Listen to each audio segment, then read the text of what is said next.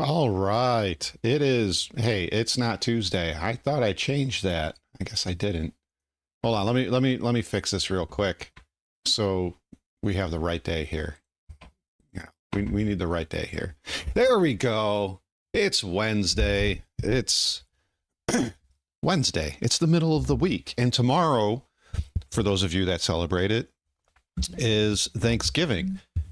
Honestly, I'm glad you're playing Diablo 2 because I actually have a couple of Diablo videos we're going to cover today. But as I was saying, it is Tuesday, and we are going to, you know what? I don't think I have the proper chat up here. Let me no, I don't have the proper chat here. Oh no, it is. It's there. It's there. Okay, it's there. I'm just going insane. So here we go. Let me try this again. Tomorrow is Thanksgiving for those of you that celebrate it. So I want to say right now, thank you for being here, and I hope you have a awesome Thanksgiving, and everybody is safe and enjoys their time, whether it's with your family or your friends. And happy Thanksgiving. Pagan or discount Gandalf. Yeah, he kind of is, isn't he? Kind of is. And Pagan, how are you doing today? Mason, aka Aroused, aka Chrissy. I forget what that other one was. We got Cosmic in here. Who else is here? Anybody else in here? I'm sure Jim and everybody else will be here shortly. So, yeah. How's everybody doing? My work week is over for the next 2 days, and then I got to be back Friday, Saturday, Sunday, because that's how work be. That's how work be. So I hope all of you guys are having a great week, and tomorrow is awesome for you guys. So, I've been watching some Star Citizen stuff, and not their news or anything like that, but like some streamers, Pagan, Marcus, and all I can say is for Pyro is I don't think it's ready yet. I blame Chrissy. That's what it was. Mason, Piss on Me 69, Wet Teddy. Oh yeah, the man of many names.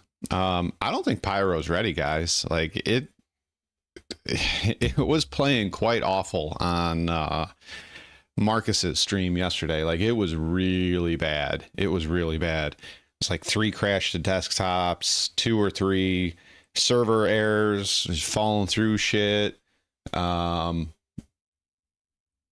Yeah, it was bad. It was really bad for him. I don't think it's ready yet. But hey, I'm not a developer. It's an alpha bro. Insert Star Citizen thing there. I don't know what you want to say, but I think it needs to cook more, and in my opinion, I would not expect that anytime until sometime spring next year. So Mason's gonna Mason. That's right, guys. That's right. So I guess we should do some reacts, huh? Guess we should do some. I need to get rid of that thing up in the top corner, the one above me, that one, because it's that link is no longer good. I should make a new picture and put it there. And I have that Star Citizen shirt that I've been wearing lately, the red one, and I intentionally was missing some letters out of it, and nobody spotted it except for JT, and I don't think the joke would go over well with other people, so I put those letters back in, and I'm gonna actually use that joke to design a different t-shirt. So we'll make another one. I think I'm gonna do a navy blue one for that one. So first things first, this is a very old Grumpy Eye video, and we'll start with that, and then we're gonna kind of bounce around all over the place. So yeah, it was make Star Citizen great again. Yeah, it's missing a few letters, and JT spotted it and was like, why is it missing letters? And I was, yeah, it was missing letters because it's in concept, and if you want the rest of it, you have to pledge more. But I since put the letters back.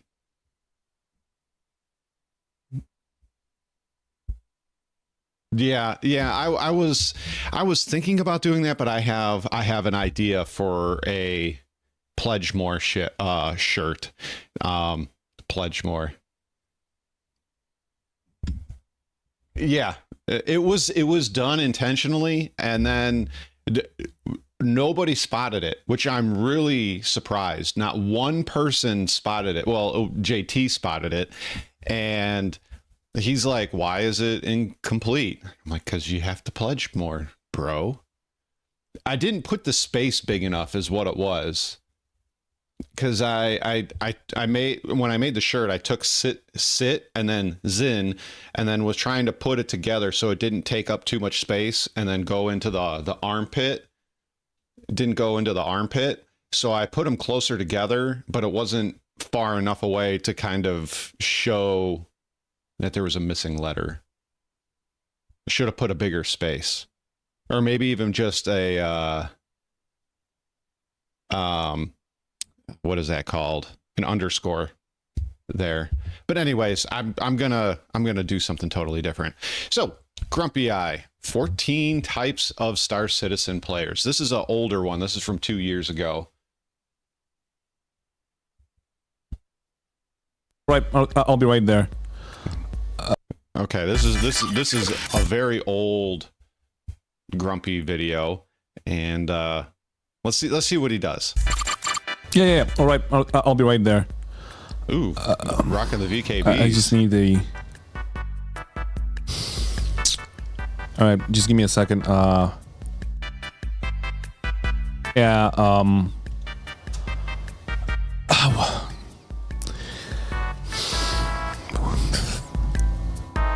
Fucking jump already, dude. What is wrong? I don't know. Something's wrong with my ship, dude. Like, yeah, it just won't jump. All right, I'm just gonna backspace. I don't know. Like, I have no idea. I just can't jump, dude. Yeah, I'm just gonna backspace. Fuck it. I just spawned without the head, guys. So yeah, I'll be right back. I just need to do a character reset. Yeah, give me like 20. I'll be back in 20. I'm loving the Viper and the dude Raider. This guy's fucking cheating, dude. Like, look at him fucking move, dude. Jesus.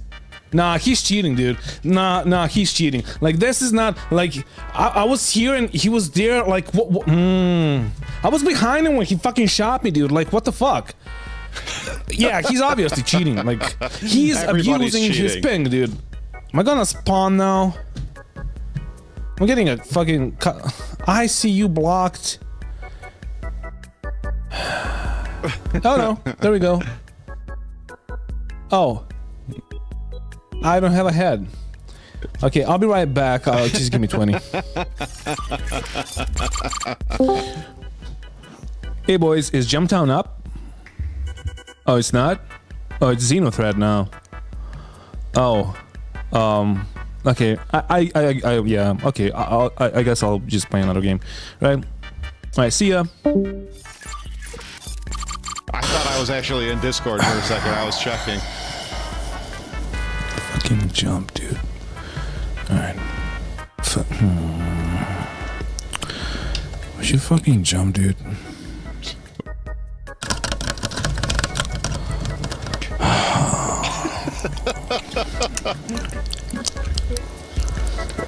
This isn't the 14 types of players that play Star Citizen. This is the 14 emotions you go through while playing one 30-minute session of Star Citizen.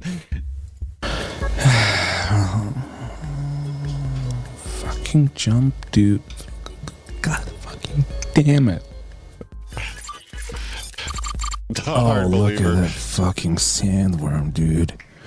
Oh, look at it. Oh my god. Oh, I can't wait for the fucking sandworm, dude. Oh, the fucking javelin rack. Oh, I can't wait for my javelin, dude.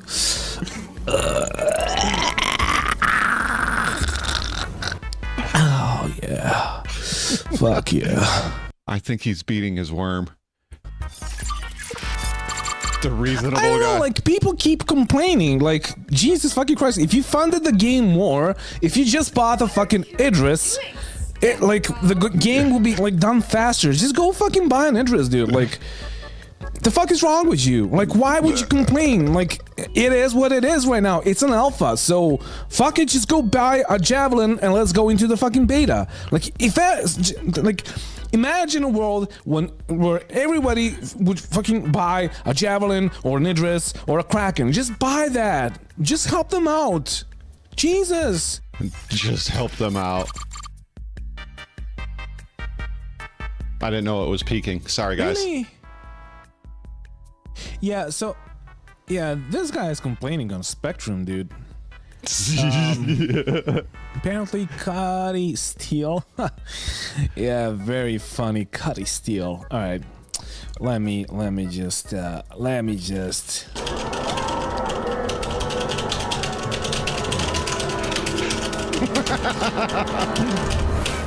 Motherfucker. Alright, I'm there. I'm just gonna set up my snare. And done. So, yeah, yeah, let's just wait for them to show up. Yeah, you'll be waiting for a while. It's gonna be hilarious, dude. How much should we ask for? 200k? Yeah, 200k. Okay. Yeah. Yeah, yeah, that's... I mean, is that like 10%? No, let's go 20 this time. Yeah, let's go 20. 6 hours later. Yeah, his name is J3PT. Right, I'm just gonna go decoupled and like there we go, 1 meter per second. The snare is on, guys. Just like basically yell if they're Basically here. yell. So I'll be right back. I'll be right back. I want those headphones. Actually, I take that back. I like my earbuds.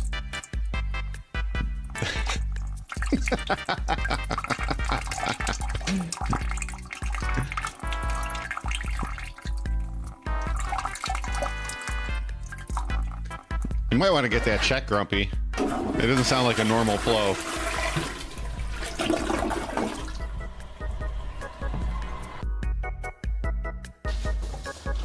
Wait, what? Give me a second. Give me a second. Oh, I snared one of you guys. Fuck. All right, I'll be right back. Yeah, I'm here, but like I don't want to fucking sit here and just wait for the snare. Right? Just yell at me. Just yell. Oh fuck, the snare is gone. Yeah, time's out after a the while. fucking snares again. Fuck's sake.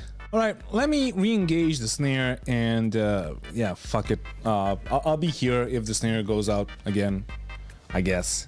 Okay, it is re-engaged, so yeah, I'm here, but I'm not here. Just I'm here, but I'm not here. Snare something. There we go.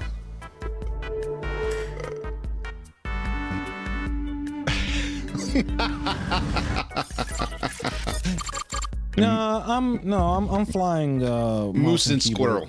Yeah, well, I mean, I don't eat sticks. Like, do you know that like most actual like really good PvPers are flying mouse and keyboard?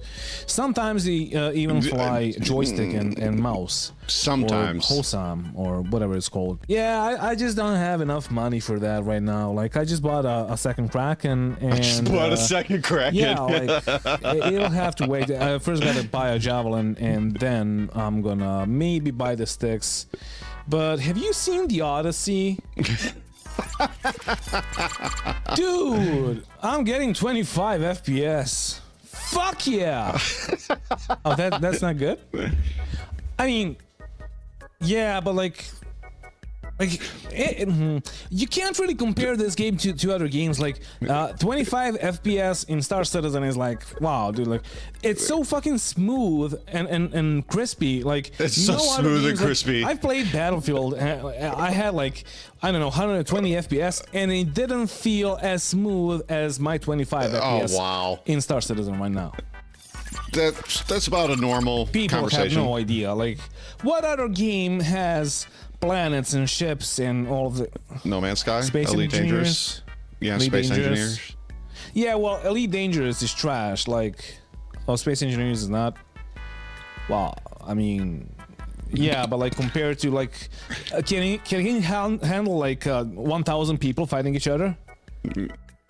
Well, yeah, I know that Star Citizen can't right now, but like at some point it will. This happen, was right? 2 years ago. We still don't have it. It's not gonna happen. Oh, it's gonna be shard. Well, on the shards, there's gonna be like thousands of people, right? No. I mean, yeah, but at least like the graphics are fucking awesome, right? Like, have you seen the sunset on Hurston? Like, what other game has that? Like, what other game has volumetric clouds and all that shit? No Man's Sky. Oh, War Thunder. Yeah, War Thunder. Yeah. And DCS. Huh. Well, I mean, right, Mason? Do they have fucking 8K rice in 8K rice like we had in Pleasure? The streamer YouTube. Oh, Chad, you're silly. No, this is what we get. I think I put it as this.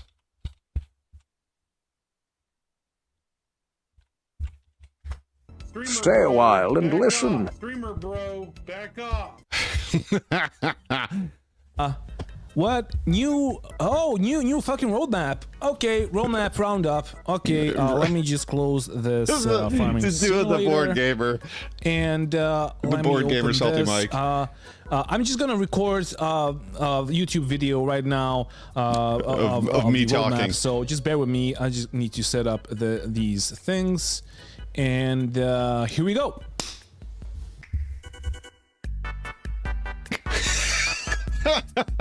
We would be honored if you would join us. Adam, what's up, man? Yeah, I'm talking about you. Have you heard about our Lord and Savior, Chris Roberts? Oh, God. That was good. Anyway, thank you for watching, guys, and thank you for all the hateful comments down in the comment section of the video. I'm really glad this got to you, and maybe you're gonna change your ways. Well, some of you at least. So, yeah, I just want to thank my patrons for being fucking awesome and supporting the channel. And Fateless. in the end, if you want to become that one, guy. you can click on the link down in the info section of the video. I know Defiant there's gonna too. Be more Star Citizen content soon. Until he quits. Sorry, Grumpy. Bad joke. I know. That was rude. That was rude. But that was a 2-year-old video.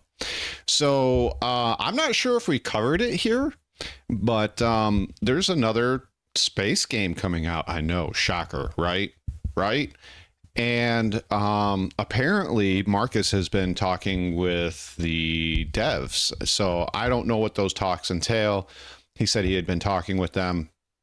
So I kept forgetting the name of the game like over and over again. So I was in his stream last night, and him and Canup were talking about it. And this time I wrote it down and went and looked it up right away. So once again, if I covered this before, I'm sorry. If I haven't, hey, new. So this is the trailer for the stars. Good evening, ladies and gentlemen. Oh, this is in 720. Oof. Tonight's entertainment. Yes, exactly, Canup. And welcome, Canup.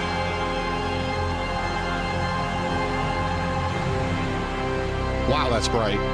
That's a lot of white. You can probably see all the dirt on my glasses. I was wrestling with my daughters this morning.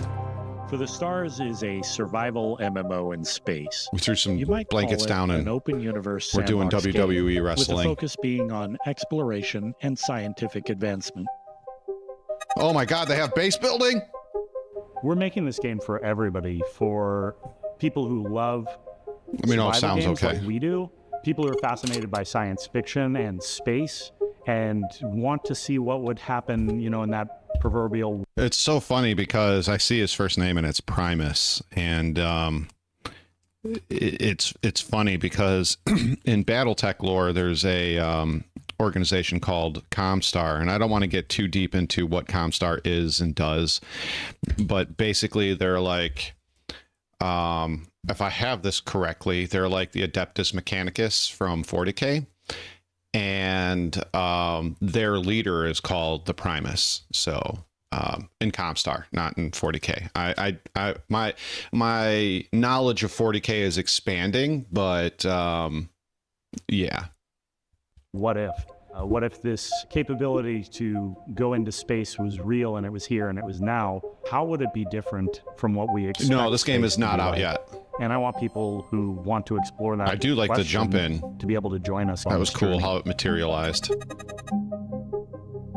Survival is the core of Snail Games' pedigree. It's what we've spent so much time Snail working on, so we know Games, that okay. genre really well. And ultimately, a I'll write lot of that this down, too. has been coming to this culmination of a point where we can get what we think is the ultimate survival game.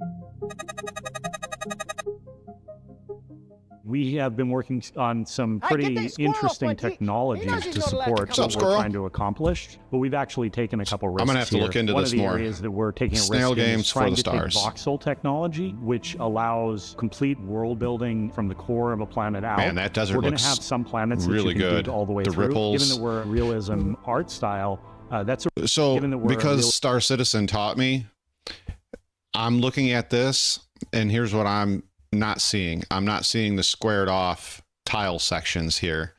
Yes, it's pre-rendered footage. Let's see what it looks like when it comes out. But even in their rendered footage that Star Citizen uses, they still have the tiled terrain.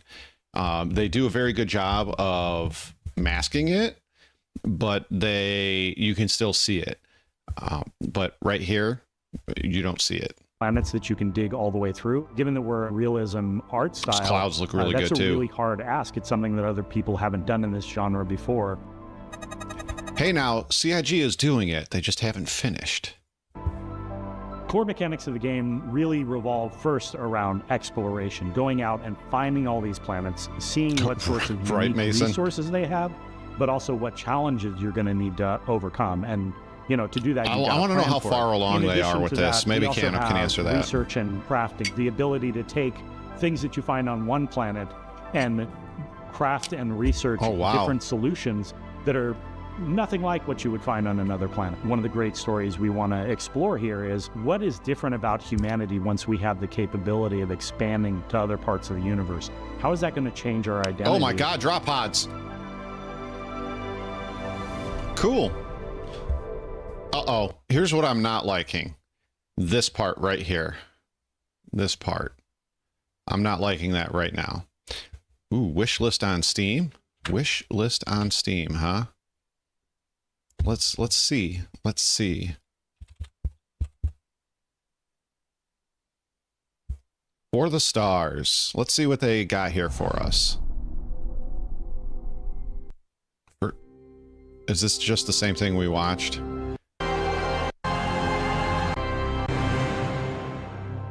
For the MMO in Yep, space. it's the same thing we You might watched. Call it an Okay, coming soon.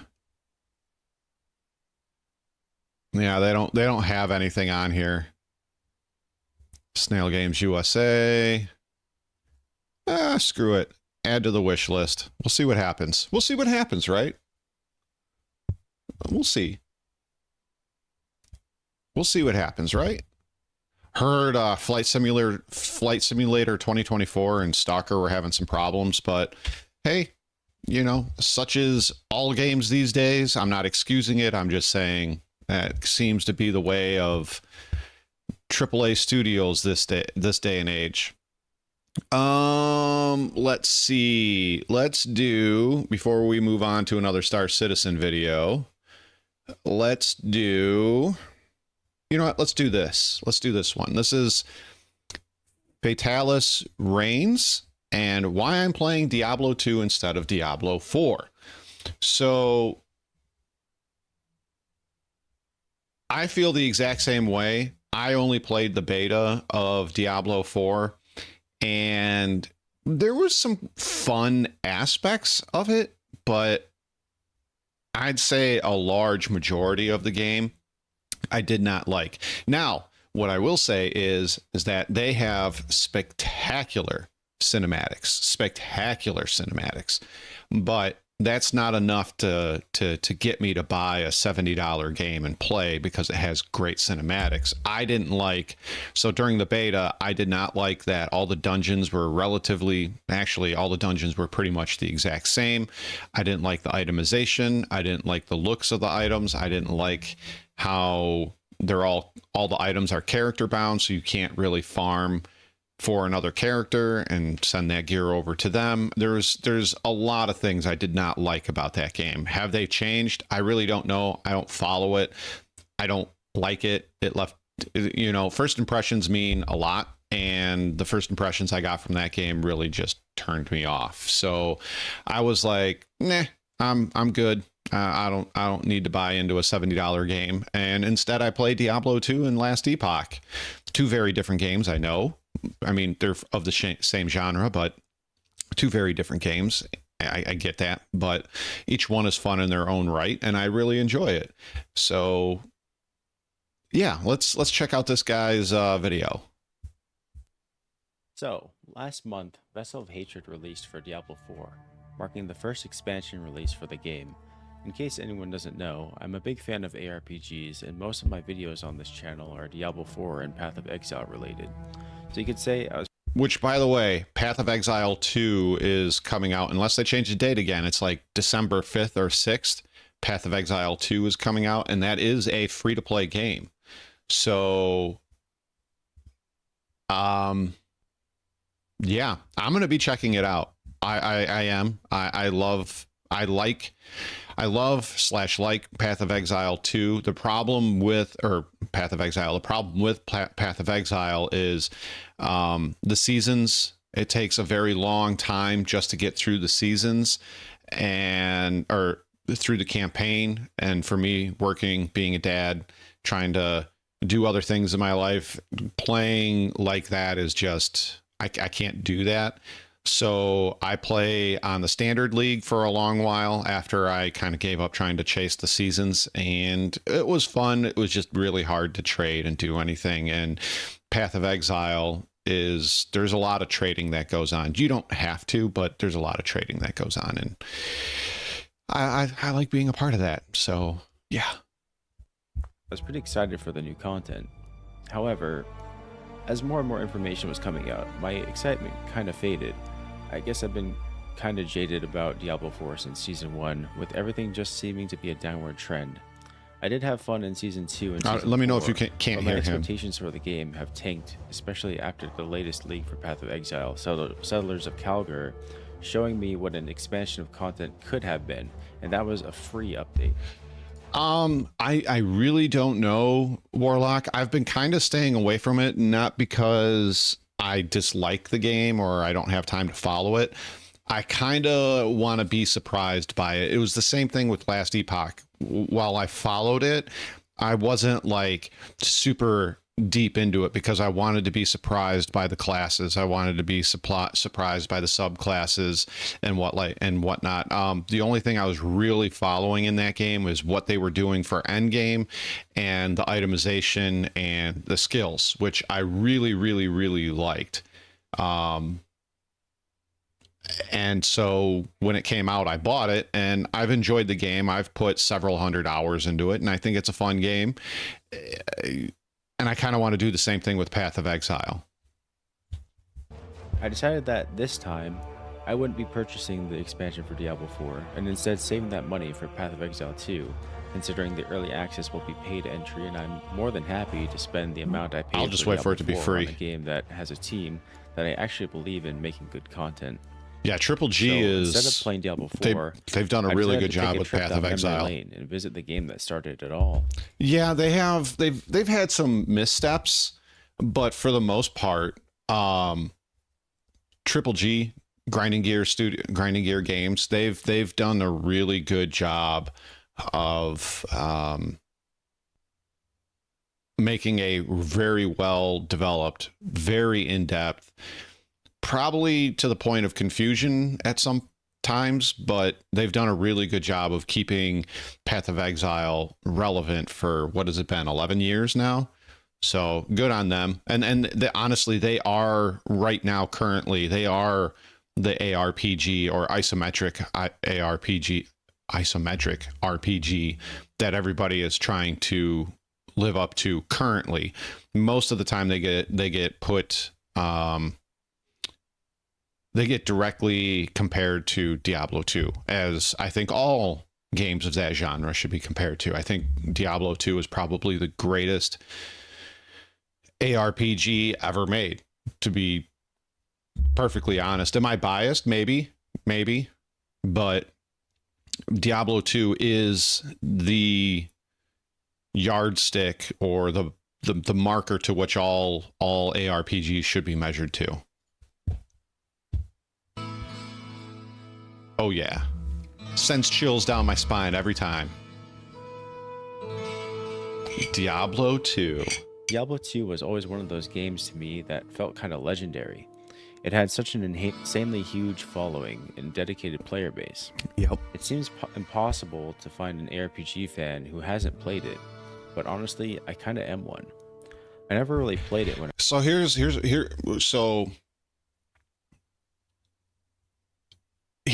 the thing.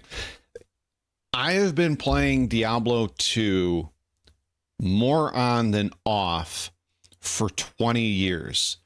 At this point in time, it is still my longest solid running main game I've ever played.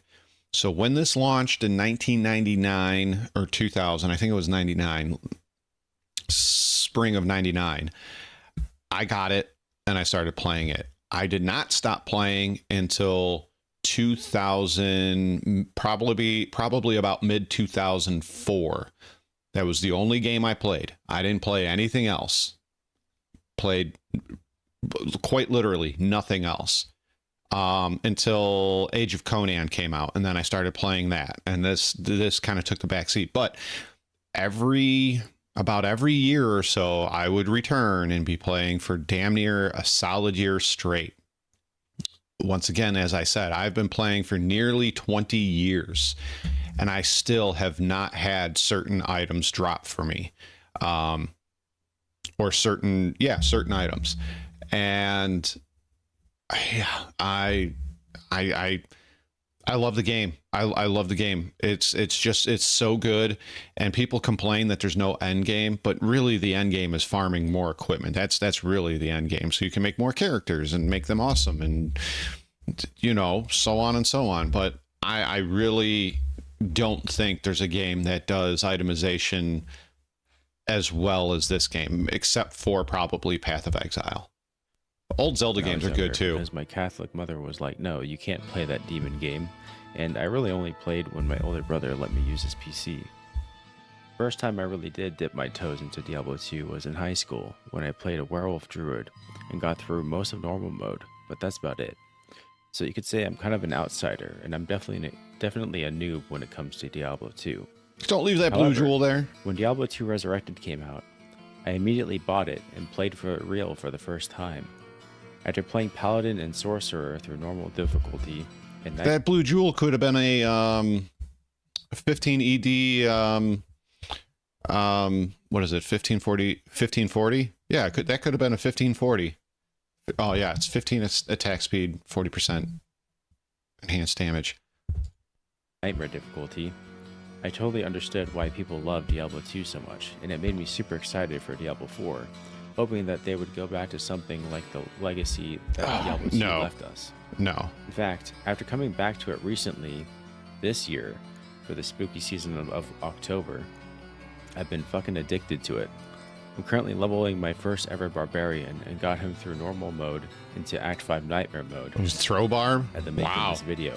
And even though it's been a very challenging experience, because I'm playing Throw Barbarian, which is like a D tier build according to Maxroll, it's been very enjoyable trying to make what started as a meme from my friend actually work out as a build. In fact, now I've even made another paladin just to farm Hell mode in Dario for drops to help gear up my barbarian.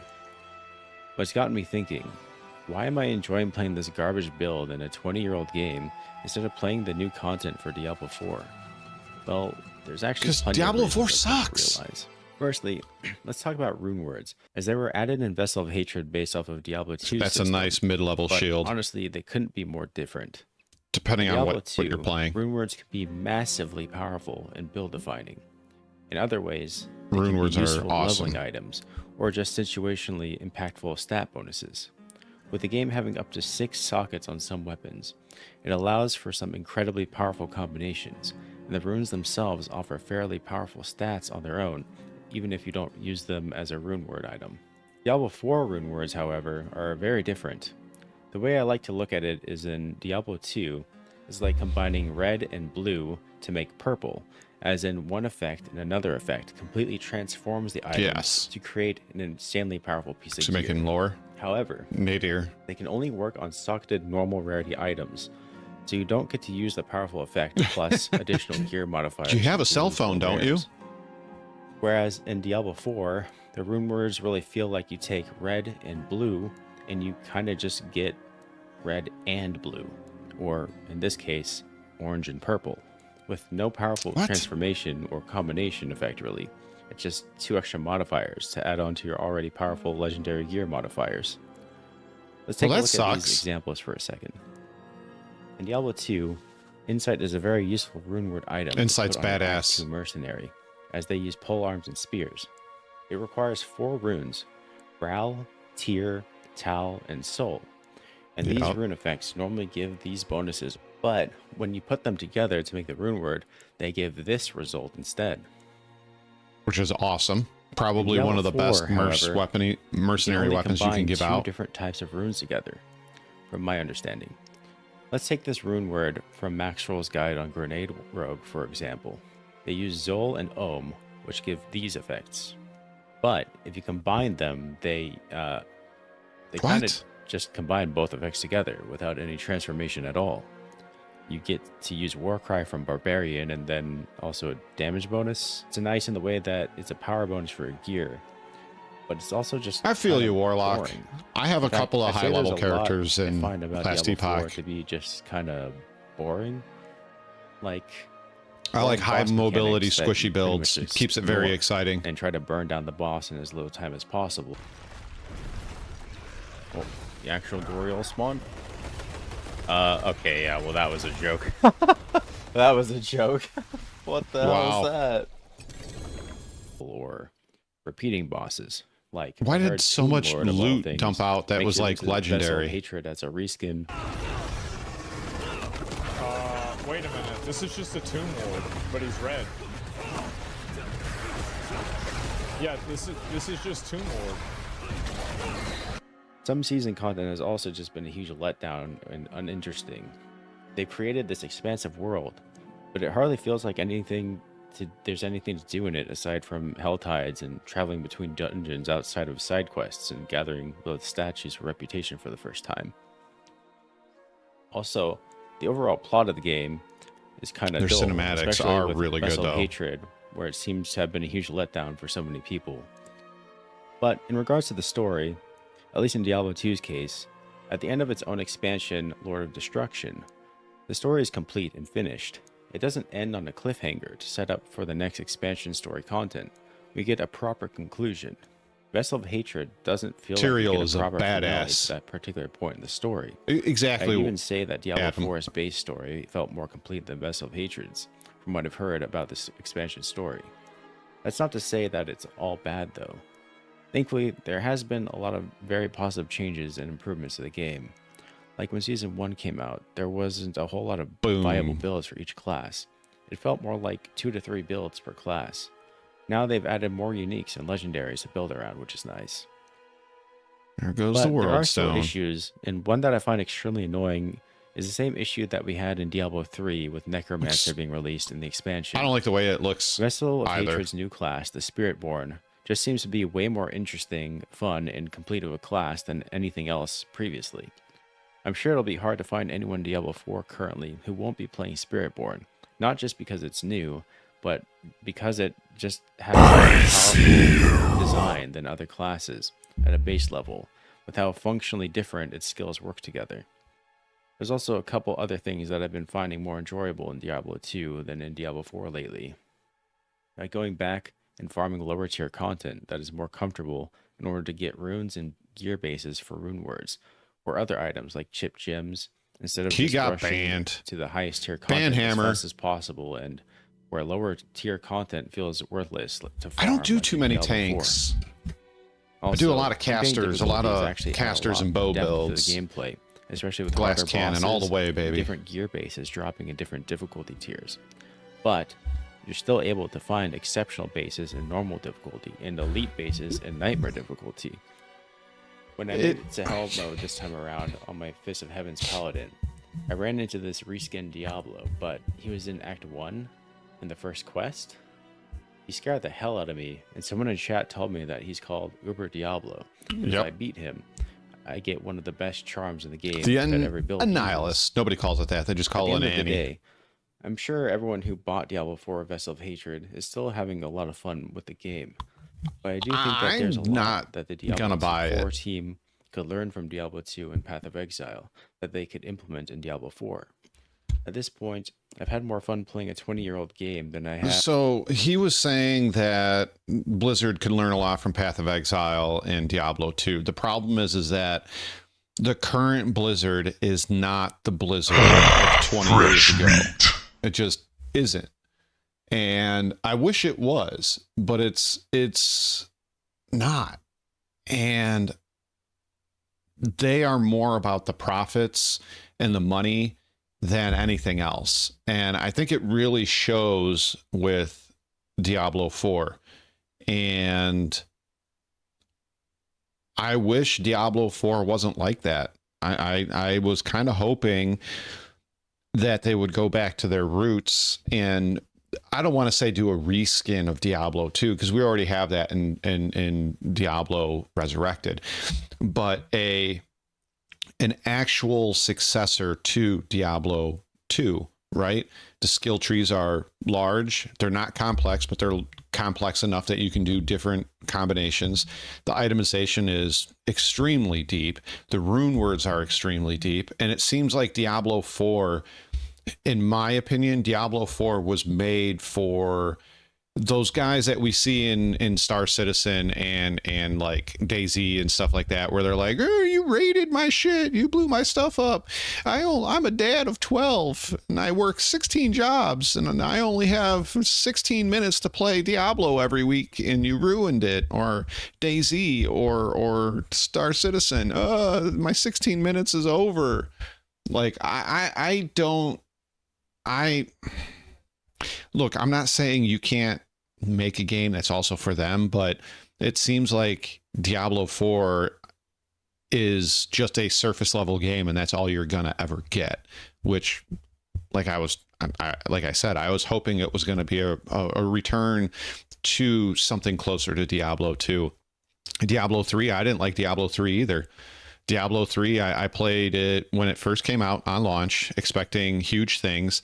I didn't like it. I finished the game, and then it sat there for years. And then somebody said, hey, I'm going to get it on PlayStation 3. So I bought a copy for PlayStation 3, and they never played it. And then the new DLC came out, and they said, hey, I'm going to play it now because the DLC is out. And then I bought the DLC, and my wife bought me the DLC for my PC. So I have both, and I played the DLC, finished the campaign, and I've never played it since. Like it has zero interest to me. And, apparently it took like 43 seasons for Diablo 3 to get good. And I just don't I just don't have an interest to go back to Diablo 3, and Diablo 4 looks more boring than Diablo 3.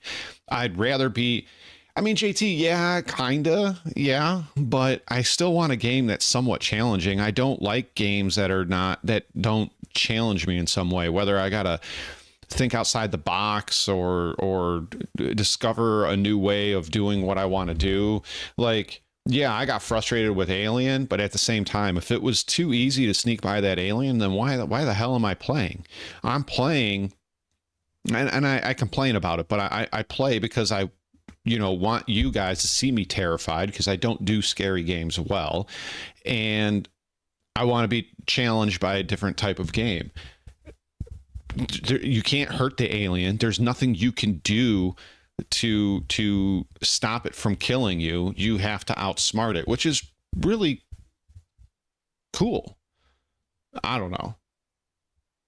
I don't know. I really enjoy games like Diablo 2, Path of Exile, the Alien game, for example, Star Citizen when it's running correctly, DayZ, Tarkov, even Ready or Not. Ready or Not is a basic mil-sim SWAT game or SWAT sim game, and there's nothing overly complicated about it other than it's difficult, and I enjoy that sort of thing, because if it wasn't difficult, then why even play? I don't like putting in a cheat code and just zooming through a game, or I don't like a game being so easy, even though I have the difficulty turned up, that you just briskly walk through the levels. I don't like it. Poopy sheets and all. The entire past year playing Diablo 4, and I think that says something. Also, Elon Paladin. If you want to watch me play Diablo 2 Resurrected, by the way, come over to my Twitch channel, twitch.tv/wrathanoob. My goal for this month is to try and beat Hell mode with my Barbarian or my Paladin. Like and subscribe for more content.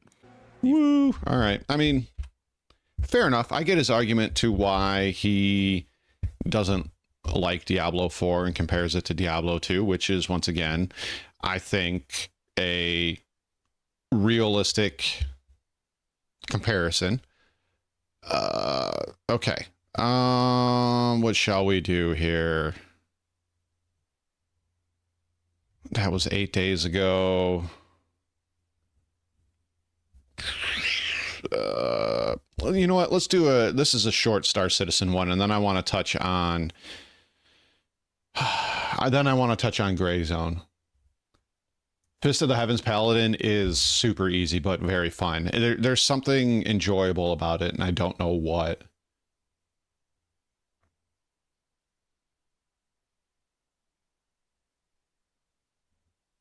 Look, I'm glad for people that enjoy Diablo 3 and Diablo 4. It's just not a game for me. Like, I'm not going to sit here and say don't play it. I'm just saying it does not scratch the itch the way I was hoping it would scratch my itch.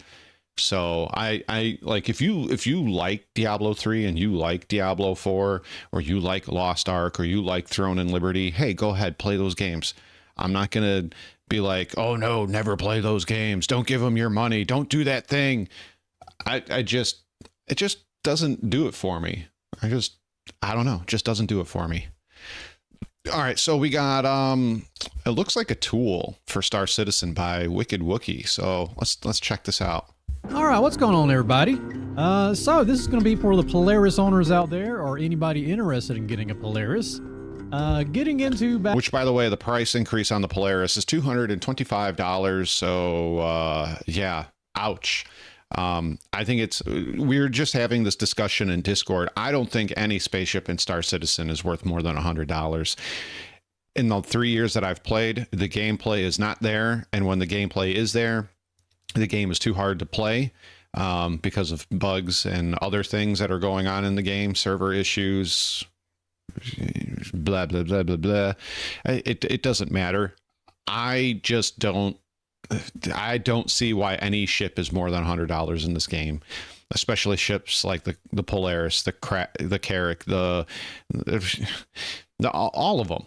They're not worth it, in my opinion. And the Polaris, I understand the big draw. It's a big ship. It's got torpedoes. Cool.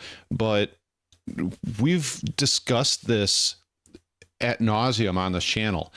Most players play in a group of 4 or less, and even more of them play solo. What are you going to do with that Polaris? Like, what are you going to do with it? What are you going to do with it? And then on top of that, what is your target? There's no critical threat beacons anymore, so you can't just show up and start fighting against a Javelin or Icarus, or whatever the fuck ship it is, the one with the railgun on it. So you're left with doing the Eckhart missions. Once again, we'll use the statistic that CIG gave us. 93% of Star Citizen players play the good side PvE. Who the fuck is gonna go there and do the bad guy missions to go shoot at the big ship at the end? Which, if you do it right, you get the Hurston one and just drop bombs on it and kill it with an A2. That's it. If you get the Hurston one, because it'll spawn real close to the ground, you just fly by, drop a couple of bombs, it's dead. Over. So I don't see the point of it. Okay, PvE, capital ship versus capital ship, but once again, you got to get 4, 5, 6, 7, 8 players on each ship to get it to use it to its full capability.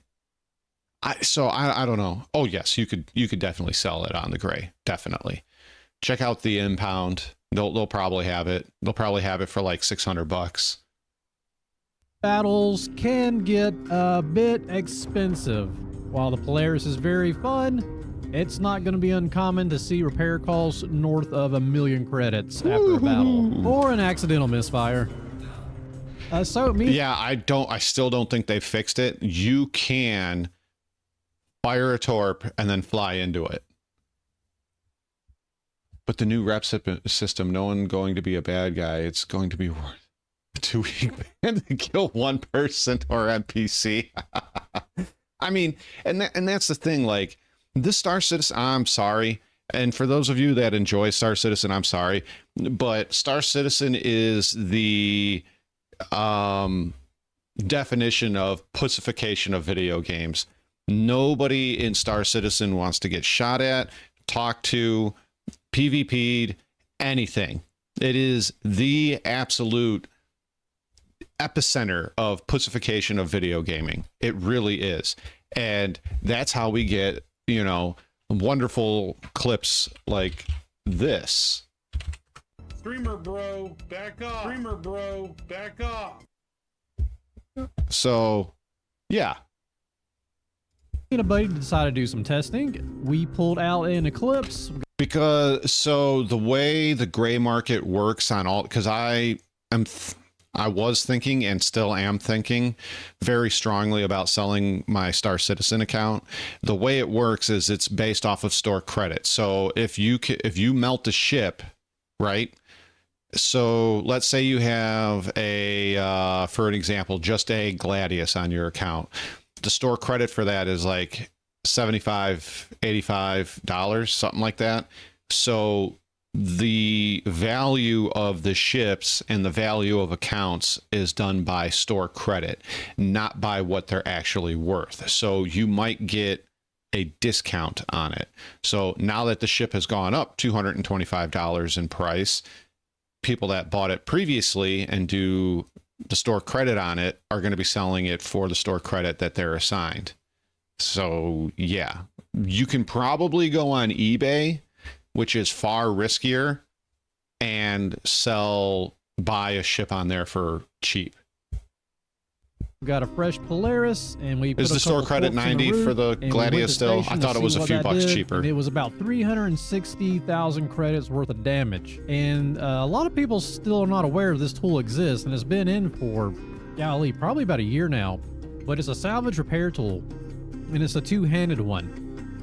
You can get this at Platinum Bay and a couple other different spots. They're pretty easy to find around the verse. I thought he was going to be talking about like a trading tool or something. It does have ammo clips with it, and for whatever reason, this patch, the ammo clips are not. They're magazines.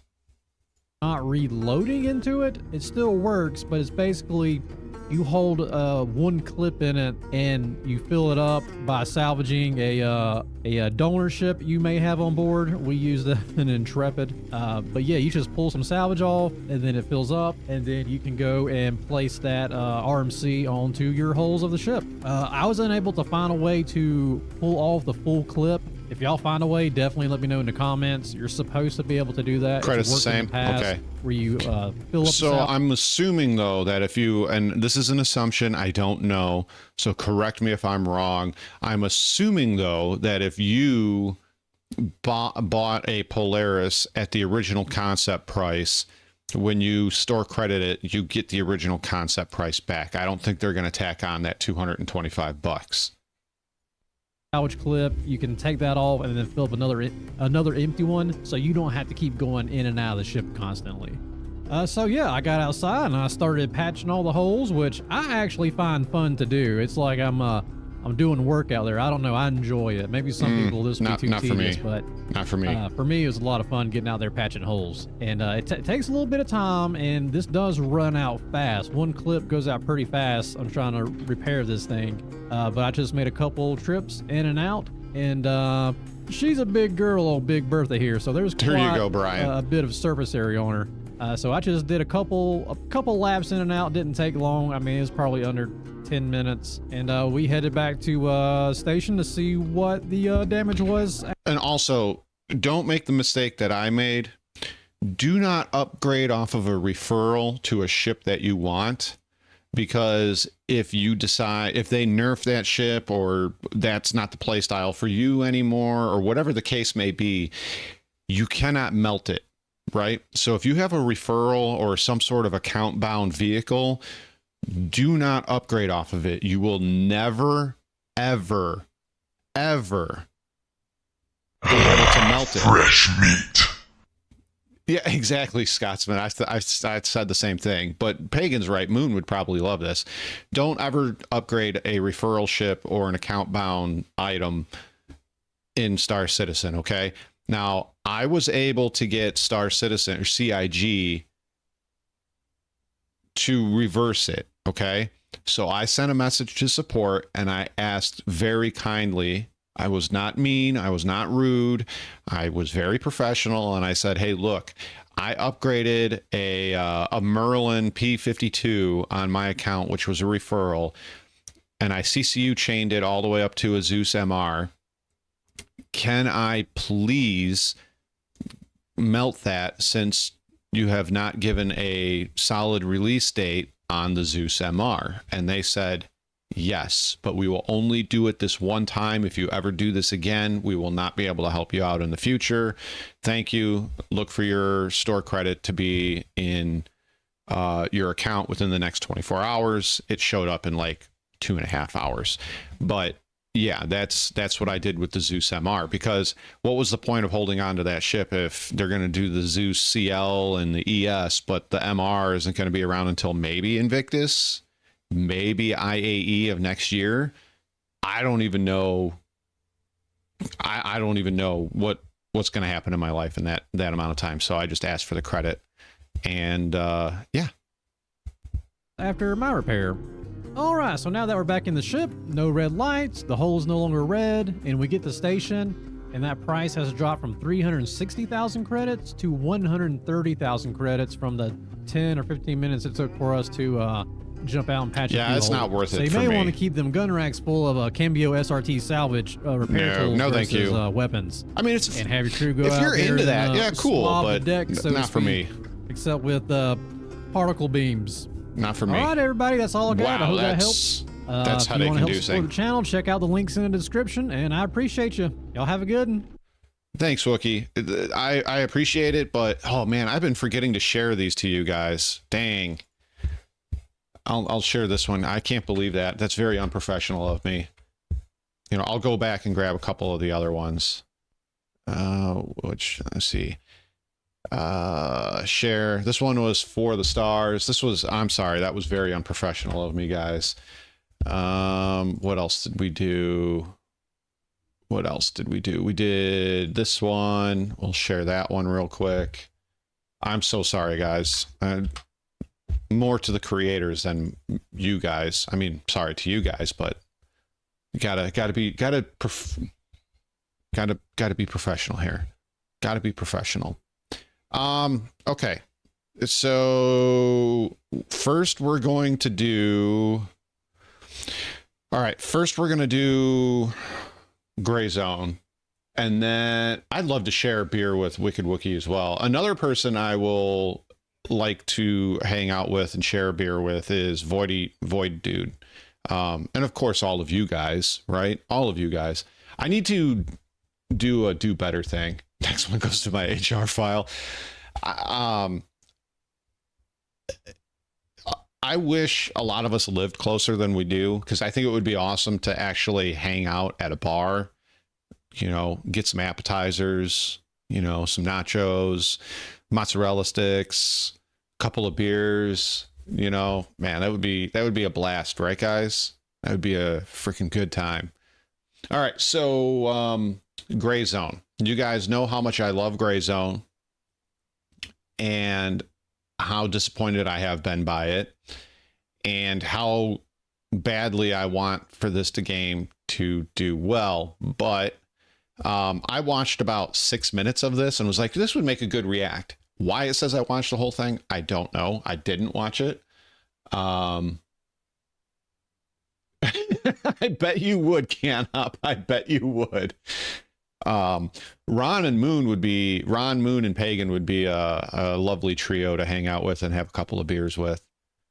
All right, so November 2020. This is Slorgs, and the most ambitious realism shooter I wish was better. I've been saying this for a while. I want this game to be great, and well, we are over 6 months and still no day-night cycle update. And you know, I got called a hater, and you know, everybody seems to think that when I cover this game that I'm just here for the hate, and everybody jumps on me. Oh, the optimization isn't your problem. It's your hardware. Okay, fine. Be a douche. It's not my hardware. It's the game. When they talked about doing their roadmap, I said in one of their comment sections that been here, done this. There is no way they are meeting the 2-year goal. Hey, it's the Bunker Buddy Commander, Marcus. I like when they put out their roadmap and they said in 2 years this will be a released game. I said, been here, done that. There's no way this is getting done in 2 years. And people jumped up and down on me saying that the next release will be in 6 months. Well, it's been here and gone 6 months and still no day-night update. But anyways, I'm a hater. I hate this game. And even though I think it's great and I want it to be awesome. 23 Madfinger Games, a company based in the Czech Republic, and with a catalogue of entirely phone games that look a bit like this, or even this, released a trailer for a game unlike anything they'd made before.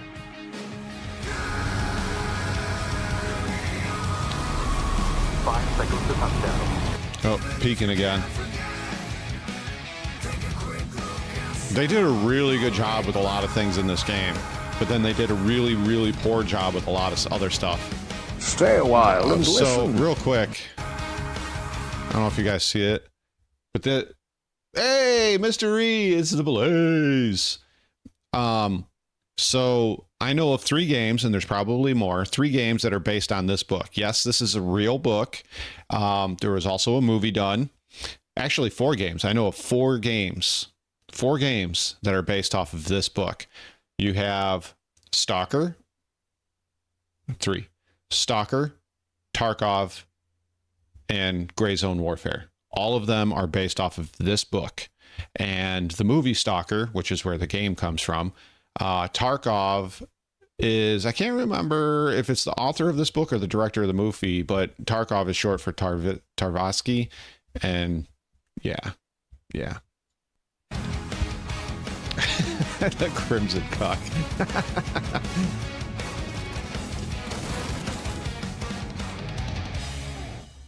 Grey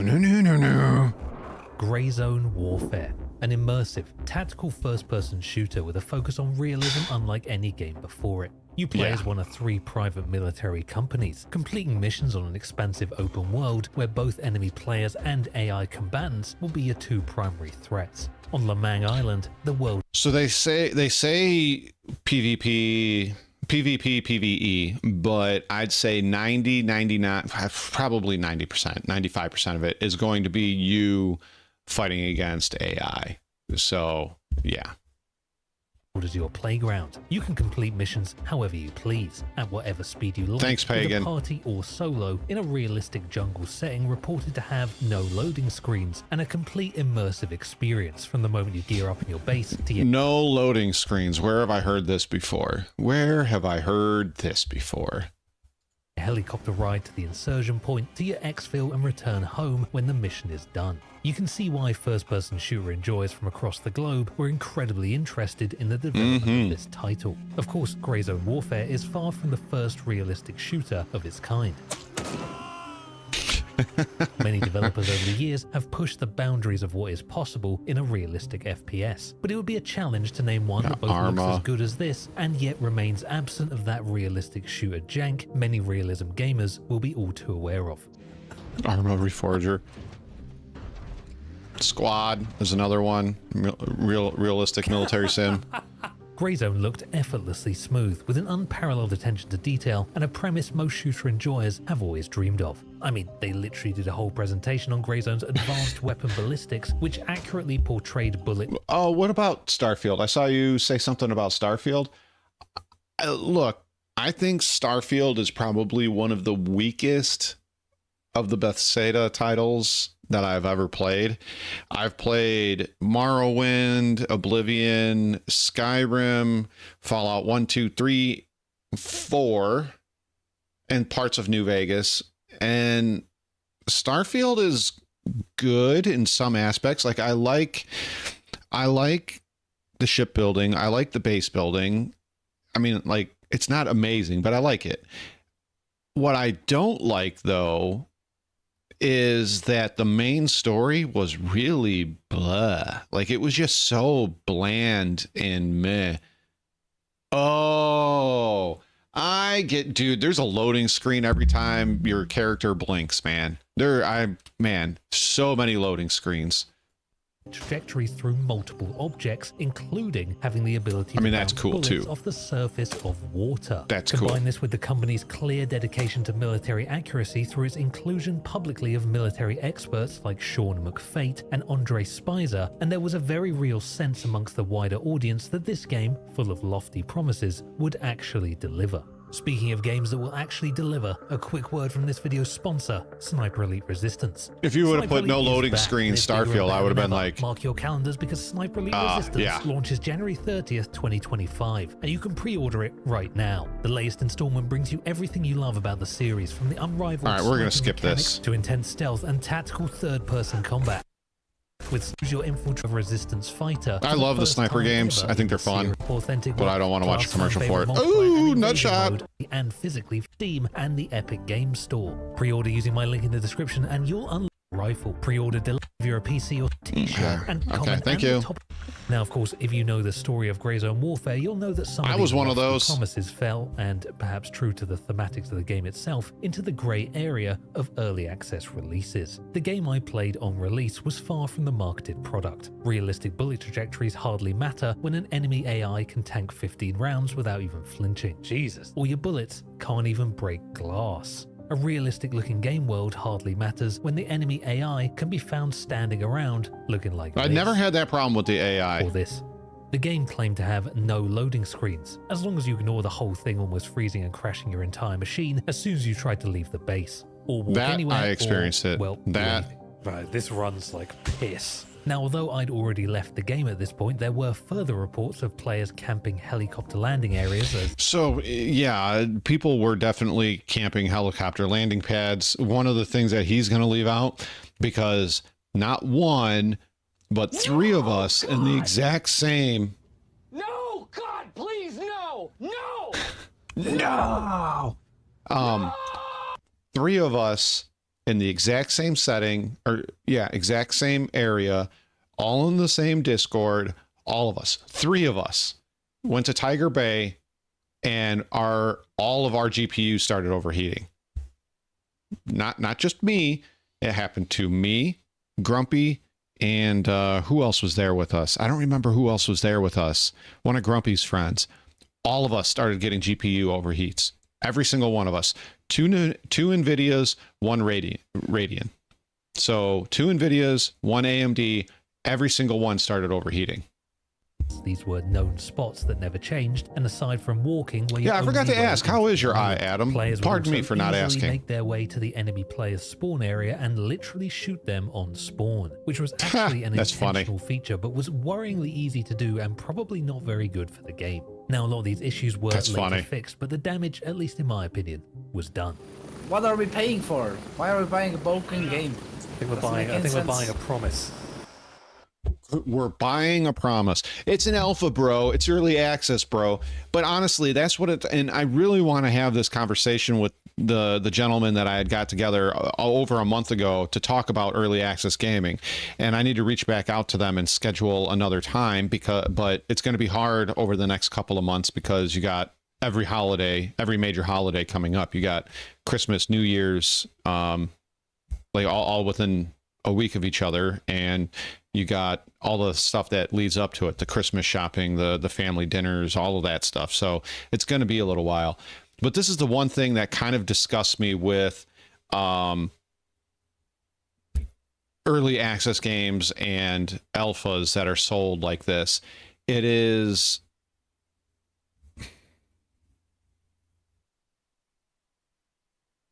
you're buying a promise. You're giving money hoping that they deliver on the promise of a better game. And I don't like the way it's set up right now. I think it's terrible the way they have this done, and far too many game developers are doing this. Madfinger Games proudly report that Greyzone sold over 1 million copies. But with a sales figure that big and yet a player base of just over 1,000 concurrent players, I'd be interested. Yeah, this is bad. It's even lower than that now. Like it's even lower than this. So you're getting 300 to 400, maybe 500 in at a time. Every once in a while it'll peak at around 800, 850, but the 24-hour peaks are 800 to 900 now. Interested to know about how many of those sales turned into refunds. And this I would like to know that too. Changing problem of the early access model. While yes, it allows a developer to release a product early to generate more funds to continue developing the product, it does so while simultaneously alienating an entire potential audience by failing to deliver on promises established in the pre-release marketing. For Greyzone, many of the players who played that day one release will likely never come back. Yep. Or will they? Hi, 94.9 FM, Slogs. Look, I do plan on playing this again. I just don't know when, because, you know, I played the first 3 weeks of the game and then I uninstalled it. I came back about 2-3 months later and it was the exact, you know, hotfix 5.2 is live, and I came back and it was just as bad as launch. So I don't know if I will come back until I see some actual progress of things working the way they should. Here. Contrary to popular belief, I'm not here solely to dog on a game that left me disappointed. I'm here because Greyzone Warfare is launching its big new Night Ops update, the first major update for the game. That does I look was good. invited to a closed early access playtest Shooting star. a few days. I'm talking both literal days and in-game days to take a look at the changes. I thought it was a little strange they invited me, considering the only video I ever published on this game was this. But nevertheless, I was excited to see how Greyzone had progressed and whether it could prove to me that early access can actually work and isn't just a death sentence for every modern release. The IR laser looks really good Welcome too. to Night Ops. I know, for a nighttime operation, it's looking a little bright. And that's because the game is so realistic that night actually comes after the day. And as you can see, it's 5 AM. So we're pretty much as far from night as you could possibly be. Unless, of course, you went I wonder backwards, but how the time fast travel the hours update go is by. next year. This does provide a golden opportunity to see all the game has to offer, as there's a lot more to this update than nighttime. As you can see from this extensive list, there are things like weapon durability, an emote system, and perhaps most interestingly to me at least, upgraded AI. While the day is young, let's take a look at that Upgraded AI. AI is very important to me. Does he see me? Oh yeah, upgraded AI, all right. Now they turned them into retards.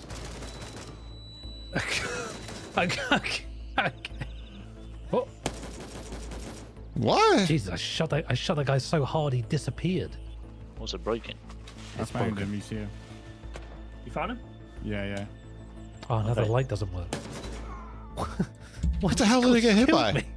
I don't know. Two tapped in the head. Me? Right in the throat and the head. In the head. Yeah. He's whistling in the shower. He's taking a piss in the corner of the shower. What the hell happened to this guy? That's the guy. Never go full at him. What's What? I keep seeing ghost people. Let's be honest, if this is the upgraded AI, I'd hate to see what the old AI looked like. This AI has two settings, John Wick and literal brain-dead AFK coma patient. Like this guy, what is he doing? There is no in-between, unless of course we're talking about the AI that appear and disappear, phase into walls, or teleport behind you like Nightcrawler from X-Men. And this wouldn't usually bother me if it wasn't for the fact that fighting AI is pretty much the entire game. Yeah, it's like 95% of the entire game is AI, is you're fighting AI. And this is if you're on the PvP servers. 90 to 95% of the time you are fighting AI.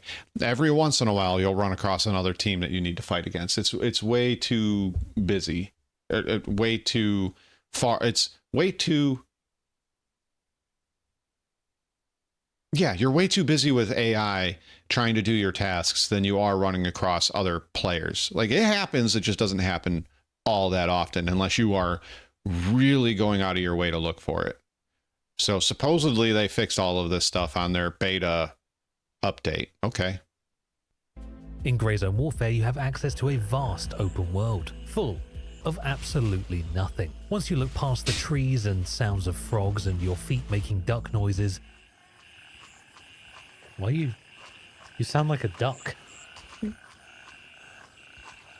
So it doesn't even sound like that. It sounds like wet shoes. Is a long list of missions that involve fighting AI. And yes, there is a PvP element to this game, and I'll get into that, but the majority of the game is PvE, at least to begin with. And the PvE feels like an unfinished placeholder for a PvE that doesn't exist yet. The missions are an endless variation of find this box, find this guy, walk around this place, go track this thing, but be careful, you only have an unlimited amount of time to do it. You only have an unlimited amount of time. An AI enemy that barely requires your brain to be turned on, so look out. I'm not saying I didn't die to the AI, and I'm well aware that extraction shooters with missions in them are all mediocre and bland. But man, does this feel like literally going and doing the weekly food shop. It just feels like there's absolutely nothing at stake at all. And there are of course more places to explore on the map beyond the first town with more geared AI and more chances of meeting enemy human players. But the time it takes to no get bionic implants for me. Further afield areas feels a bit ridiculous. Oh, would you look at that? You've been saved from my rant because it's nighttime.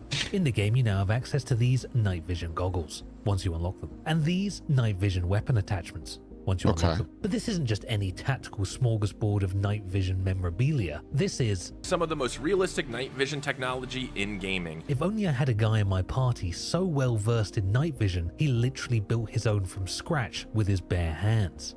Oh, hey, Optic.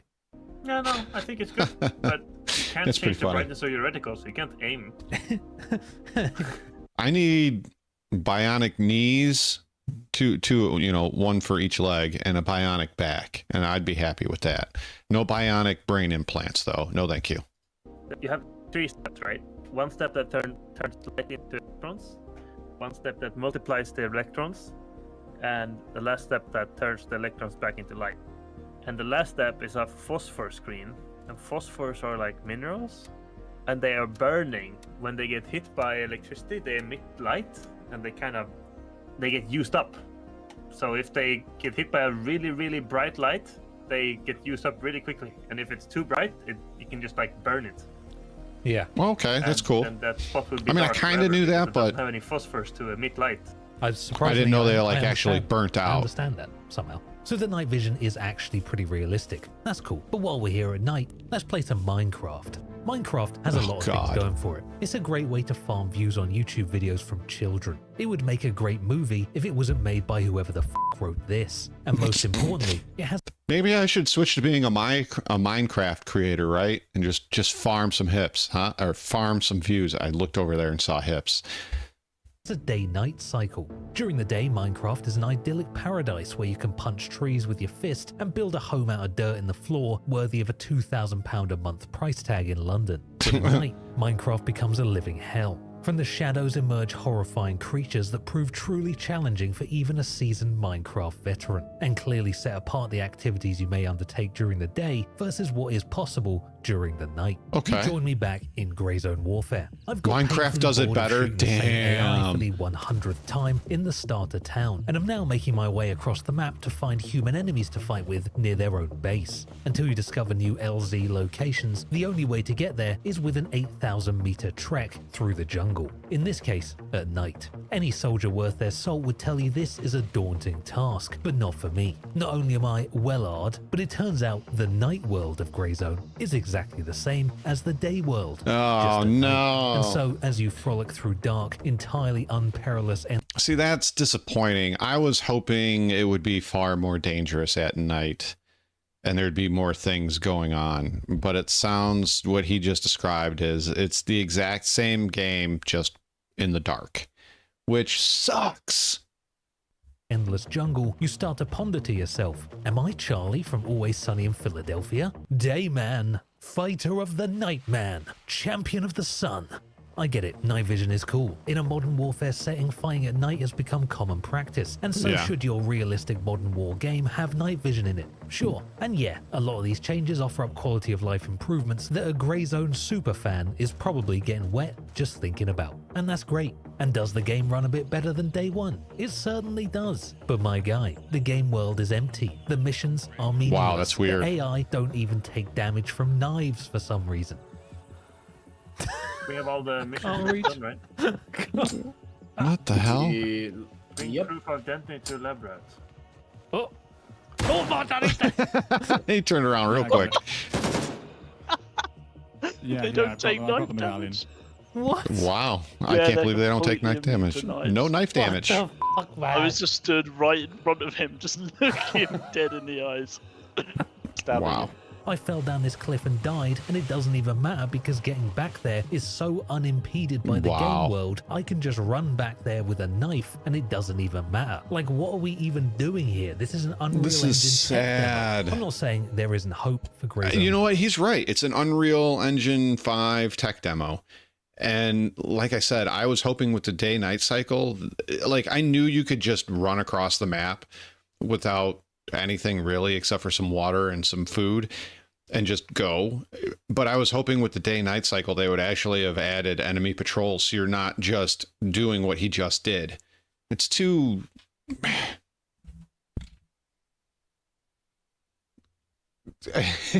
No, I got it. I got it, Warlock. I got it.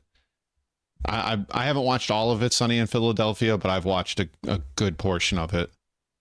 Warfare. My fear is that by There's the still time it gets to a point where the game is worth playing, any potential player base will have long given up on the title because early access is like the great edging, orgasm-denying cuck of the gaming world. They edge you for months with an incredible looking product, only to leave you erect and unsatisfied with a game that's barely half finished. He must be married. And I would usually end the video there. But to be honest, it's left me a bit erect and unsatisfied. And that's because these closed playtests always fail to capture one truly important aspect of the game. And that's its community. Prior to forcing myself into playing this playtest, I forced myself to play the live. I will say this, the community is in-game pretty decent. Outside of the game, if you say one thing that's slightly negative about what's going on in Grey Zone, they jump on you just as badly as the Star Citizen community, which is really, I wish it wasn't like that, because there's a lot of issues with this game. There's a lot of issues with Star Citizen. There's a lot of issues with a lot of games, but there's a lot of games that don't have issues like those games because they're finished, done products that they simply add on to. Gray Zone has a long way to go. Long way to go.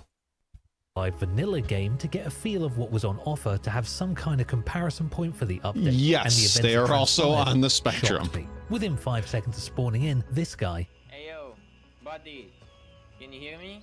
unprompted, came up to me and started a conversation. He proceeded to give me at least 6 full backpacks of some of the best gear in the game, and then sent me on my way to have fun. That's I ended cool. up accidentally getting on the wrong chopper and dying to an enemy player I didn't expect in a place I'd never been to. Respawned, brought my Whoops. big brothers to the place I died to teach the dude some manners, and ended up actually getting 2 kills before dying at the LZ. Awesome. 2 kills for me. Ooh. It was at this point I discovered a harrowing truth. What up, man? Who got you? I can't remember. I was gonna type to you. There's a guy named. That was the guy. Ah. That was the guy who got me. Yeah, he's guaranteed cheating. Oh, really? Guaranteed fucking cheating. I've played against him for quite a long. Wow, cheaters in the game, You're huh? part of the Gray Zone Discord. Just read. Oh, he's a known enemy. Oh, he's very known cheater. I put my feelings to one side and committed to the Wow, starter missions. that's crazy. Where some AI They haven't did dealt with crazy him yet? AI things. It's been 6 months. Deal with them. The AI is so bad. Like, He forgot I was there. okay, so on launch and through 5.2's hotfixes, right? The AI, if they saw you, pretty much every AI in a area, a village, would know exactly where you were and would be coming for you. Like, they'd track you through buildings, through the thick brush, through hills, everywhere, right? And it was crazy. I could shoot a guy with a suppressed Remington 700 at 500, 600 meters away, hit him in the head, move to the opposite side of the village, and the entire village is coming my way. And what's even more disappointing was I could shoot at, we were shooting across Tiger Bay one day.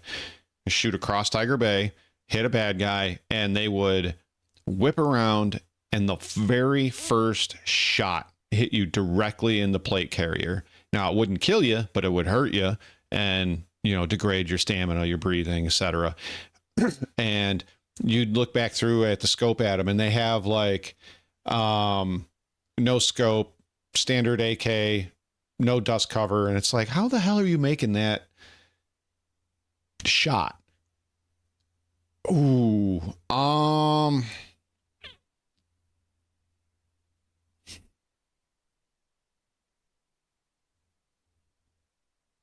weighing it all in, I would say I would enjoy the AI more in Gray Zone Warfare, even though they were overpowered John Wick gods, because they actually pose a threat. Whereas the AI, when I last played Star Citizen, the AI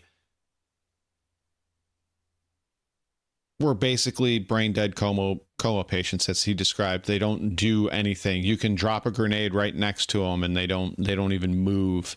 You know, they were so bad that you could run around Hurston through their bunkers completely butt-ass naked and just choke everybody out and collect all the gear and move on. Like, naked bunker running is not even a thing. Yeah.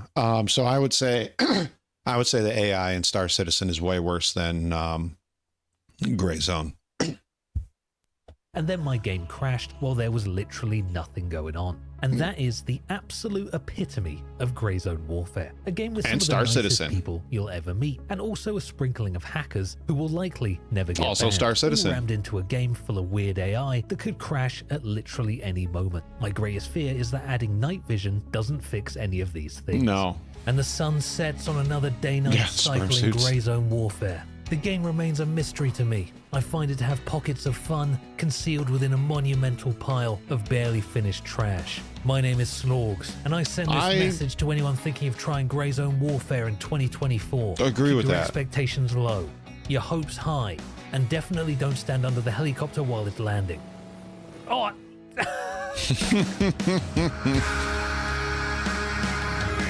Wow.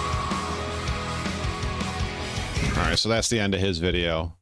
I mean, it was, honestly, he echoed a lot of the things that I've been saying. So, you know,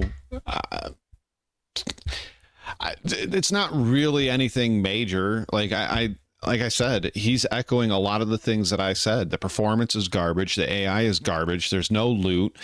So garbage. They've added 7 new weapons, but I have a big feeling that the only viable ones are still going to be the ARs and the AKs, and that's it. The missions are probably all the exact same. Everything's probably now. This is coming from a guy that did not play the closed beta, but it seems like the game is the exact same, just with night and the ability to wear the night vision. That's it. Ooh, ouch, Marcus. That hurts. That hurts. That feels like it was directed at me. I'm kidding. But I mean, yeah, they have night vision. At least they have night vision. Elite Dangerous has night vision on a button push. I have it bound to a stick. It's amazing. I love it. But Star Citizen for some reason, can't do night vision. They can put it on one scope. That's it. That's it. I don't know why it's such a hard thing, but here we are. So guys, excuse me for one moment. We're going to watch a couple more videos, but I have to go to the bathroom real quick and grab some more coffee if my wife didn't drink it all. So I will be right back.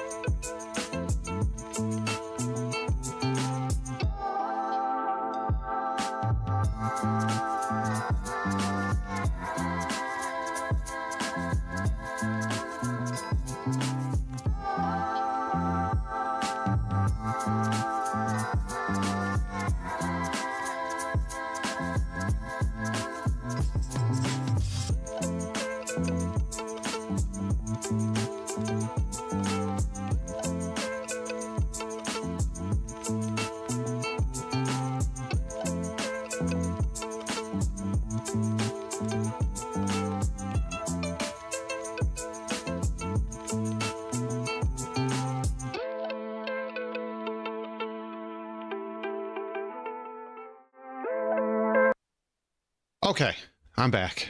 Sorry about that, guys. I had to pee and, you know, get a drink. So like I said, we're gonna watch a couple more videos and then we'll move on. So yeah. So I guess we'll do one long one, a short one, and then we'll do the closeout video for 20-30 minutes. Because like I said, I want to discuss lore with you guys. So our choices in the long videos are legal hearing. AAA publishers said the quiet part out loud. Fixing the Star Wars sequel. Or 4.0. What'd you guys think? 4.0, AAA gaming, legal hearings, or fixing the Star Wars sequel? What do you guys think? What do you guys think? We'll give it a minute because I'm sure there's a delay.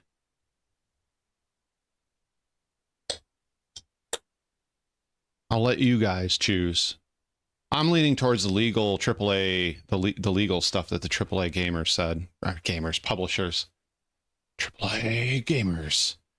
I myself am a single A gamer these days. No SC video. Okay. Okay.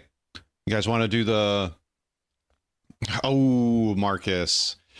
Marcus. You picked the legal? Okay. All right. We'll do the legal one since Canop's the only one answering. We'll do the legal one. Let's see what they. This is by Bellular News. Legal hearing. AAA publishers said the quiet part out loud. I wonder if this has to do with the Valve and the Steam stuff.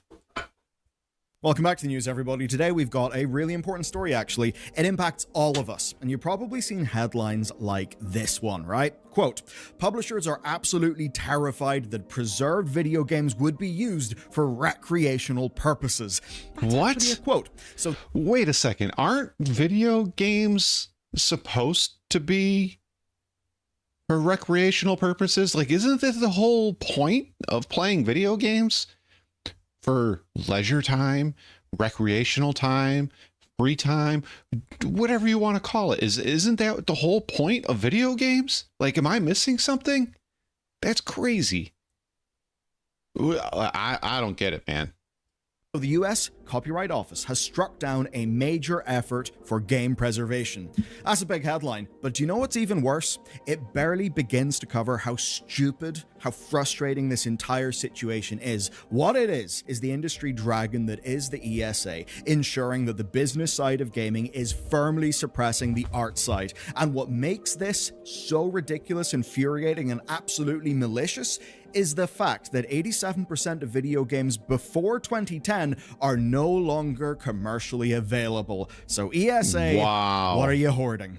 Okay, let's get into the story. To start this off, we gotta be on the same page. So here's how the whole shebang works. Every 3 years, the US Copyright Office offers the chance for changes to be made to how copyright is applied. And obviously it's in the US, but that matters because, yeah, most of the games happen in the US. Now, in January 2024, the heroes of today's video, the Software Preservation Network, they began attempting to get their petition forward to the Copyright Office. They had 2 asks. These are basically tweaks to the Digital Millennium Copyright Act. Their first one is to allow multiple simultaneous remote users for non-game software, and their second ask to allow for remote access to video games for the purposes of research and education. So in simple terms, what they're basically saying is, hey, Copyright Office, we would like it if multiple people could check out software, non-game software, like say an application or an operating system in a remote fashion, and multiple users could do that, you know, for academic research. And the second ask is, could people remotely access video games for academic purposes? Because, you know, games are art. They matter, and if we look at the past, we might just learn and have better games. Games... Okay, maybe I'm way off base here. And yes, games were always to be sold for money, right? Like, I get it. You got to make money. But wasn't like in the 70s, the 80s, the 90s, which to me are like 90s are like peak video game times, at least in my opinion. It was more about the art, right? It seemed like it was more about developers and these small companies starting to make these video games that because they loved video games and they wanted to tell their story or make a video game the way that they always envisioned or wanted a video game to be. That, which wouldn't that also be considered art? Like, now video games are made in a committee with a subcommittee meeting on how they're going to have meetings about how they're going to make the game. And I don't want to go down this path too far, but the whole inclusiveness and diversity, and it has to be sterilized to the point of no fun. Like, I don't understand the video game companies anymore. And it seems like every year it gets worse and worse and worse. That's what it seems to me anyways. So here's the wild thing.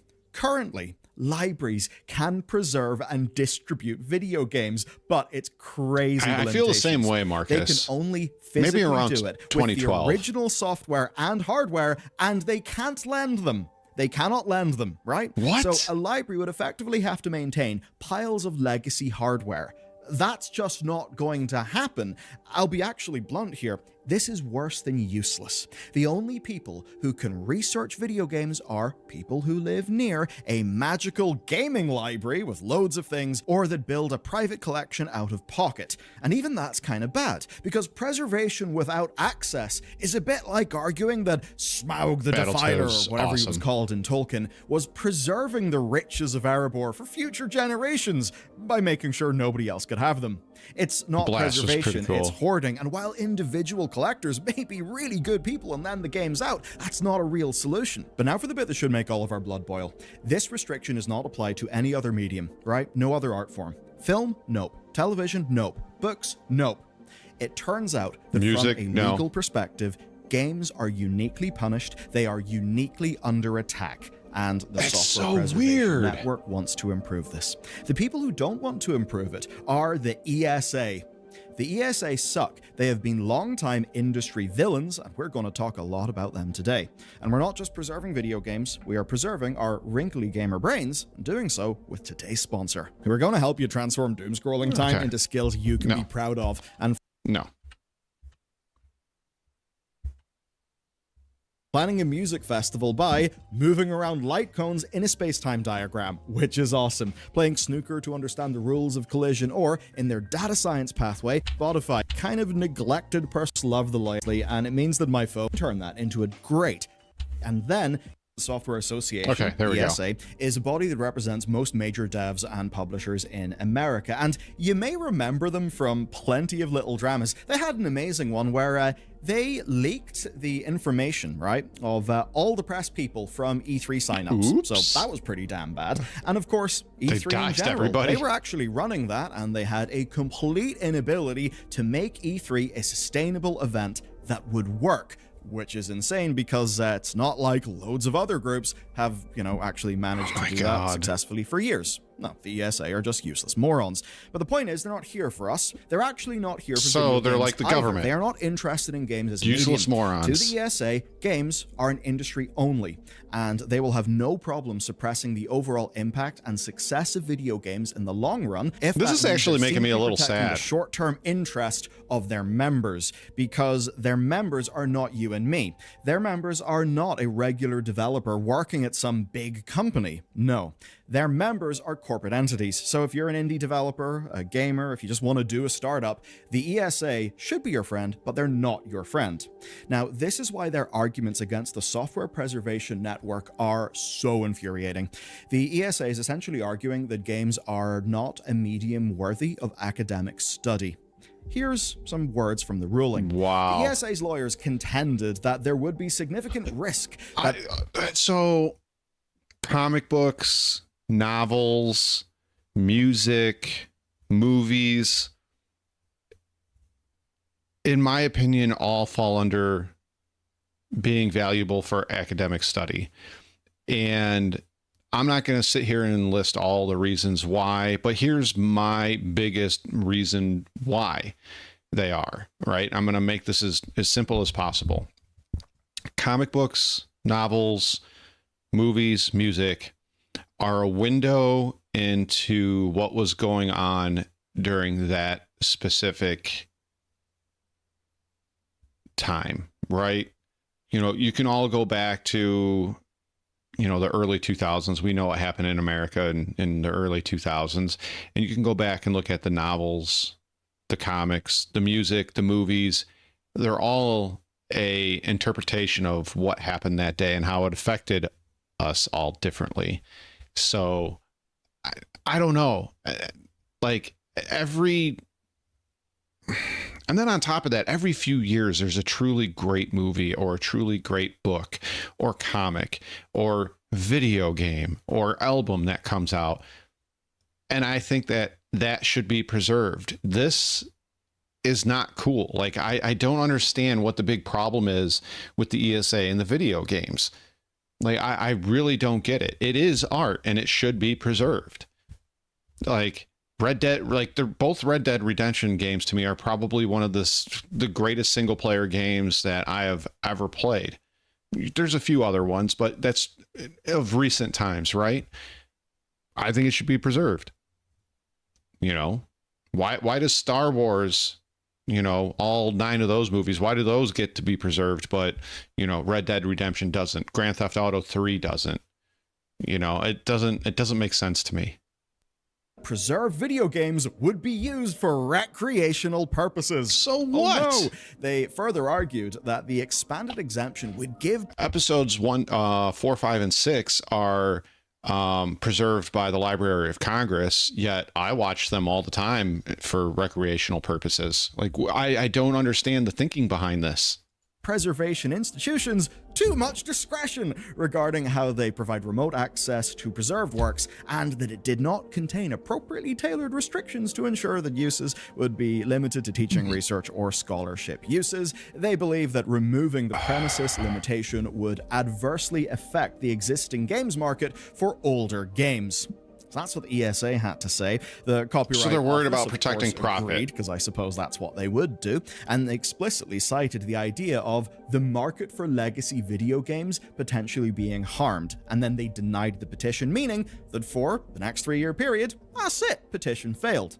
Now, this was always going to be the ESA's defense, and in fact, in May 2024, IGN spoke to an ESA lawyer about this case because basically they saw similar arguments in 2018 and 2021. Here is what they learned, and I'll read from their reporting. The spokesperson told me that the trade group absolutely sees games as art, but also as copyrighted works. Quote, that means that universal preservation must always be balanced against the rights of copyright owners to make business decisions about the legacy market. Now, you can see how they could make that argument, but as we'll very, very soon see, it actually falls completely to pieces under scrutiny. Now, they could point out over 2,500 games that they donated to the Library of Congress, which does mean, I suppose, that if you live in Washington, D.C., congrats. You're actually one of the few people in the country with a support network to become an ESA-approved games academic. Now, this happened in 2018, right? It failed. In 2021, it failed. But something is actually changing. In 2024, the Software Preservation Network actually came ready for combat. At the start of the video, I mentioned the 87% number, and that's from the video game availability study that was SWAT 4, that was a good game. Sponsored Ultima, by the Software Preservation Network and the Video Heroes Game of Might and Foundation. Magic, fantastic now, they games. found that, yes, 87% of all video games produced before the year 2010 are not commercially available. That is real worrying. Now, you might think of GOG, right? You can buy loads of old games there, but again, we're talking about ones that are not commercially available, so anything on GOG doesn't actually count there. But in fairness to GOG, they're trying, and they just launched a preservation program. But they can't do it alone, not even close. A pillar of the ESA's argument, right, is that publishers of games Warcraft 2 is need awesome. legal protections that other art forms don't, right? And they're specifically using the legacy market. But here's the thing, 87% of legacy games before 2010 are not commercially available. So how can they say we need to protect the legacy market when the legacy market is tiny, with the vast majority almost of non-existent, games not even being commercially available? If these were all commercially available and there was some vibrant way in which we were all just playing random games from 1997 or 2006, sure, fine. That's not the case, because they're not commercially available. Hey, so that part Sen, of how you ESA's doing? argument absolutely falls to pieces. But what's even more concerning is the Software Preservation Network modeled their arguments based on, funnily enough, exemptions that have been granted to other mediums. Oh, so of if course. the exemption is okay for film, for television, Of for course. books, why is it not okay for video games? And in short, those are that it would be accredited academic bodies that do the distribution, right? The idea that professional bodies are the gatekeepers. This is overtly not some sort of wink, wink, nudge, nudge. Don't we all love sharing our peer-to-peer files that we completely own and playing them in our Plex server, perfectly above board? And don't we all manually rip ROMs from game carts that we own? Har, har, har, free video games. No, the SPN are literally advocating for something that is locked down and responsible, because the underlying thing here that actually matters is preservation. They say this. This is all just boils down to they want more institution should money. be recognized as a library. We don't pull this out of the air. This is the Copyright Office's proposal to define what kinds of institutions should have the special privileges that libraries and archives get in the law. So it's not fair to say that our rules are too broad, because they are not. The SPN are absolutely right.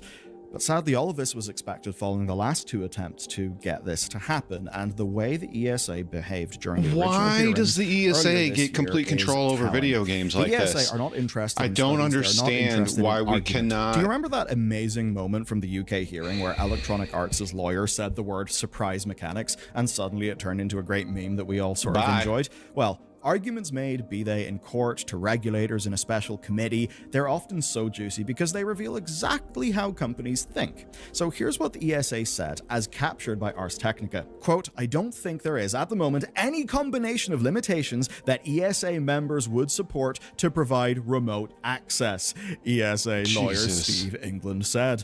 The preservation organizations want a great deal of discretion to handle very valuable intellectual property. They have yet to show a willingness on their part. Can anybody argue against the owners of allowing us IP? to play And I these said old that with video the inflection games that I did, because other than the ESA? that Like, is seriously, why can't we play because these exemptions these older literally video are games there in other art forms and other mediums? And it's not like some American senator who liked to go and say, oh, games are causing the youth to be violent and all of that stuff from, you know, the early 2000s. It's not like some boomer who hates video games is trying to clamp down on them. No, this is our industry's own body attacking the very medium, the very art form. And that just says it all, doesn't it? It's completely ridiculous. All of this is stacked against the people who are trying to change the rules in copyright, the people who actually care about games as a medium, as an art form, of something worthy of study, such that the next generation Maybe I should start petitioning my senator. Actually have a good education, and we can learn from the mistakes and the wins of this industry. The US Copyright Office will keep things the same unless there is a shift from the industry, regardless of if it's basically them contradicting their own past logic in, say, film and television. The ESA are not interested in any change here unless they are forced, and as the Software Preservation Network has proven, it's not like these companies are even using this, quote, very valuable intellectual property to make money, because 87% of games produced before 2010 are not even commercially available. They are the dragons of old myth of Tolkien. They are hoarding. They are malicious. Okay, let's bring this home. If 87% of all games don't exist in a purchasable state, then they may as well be vaporware anyway. Activision might love to drop a reference to 1982's Pitfall in a Call of Duty game, or maybe running an emulated version of one of their old games as a mini-game, but they're not selling that to anyone. I mean, one of my favorite games of all time is Freelancer, right?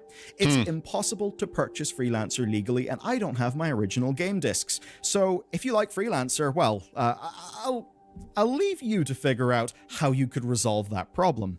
But it sucks. Even for the industry, it sucks. I'd pay.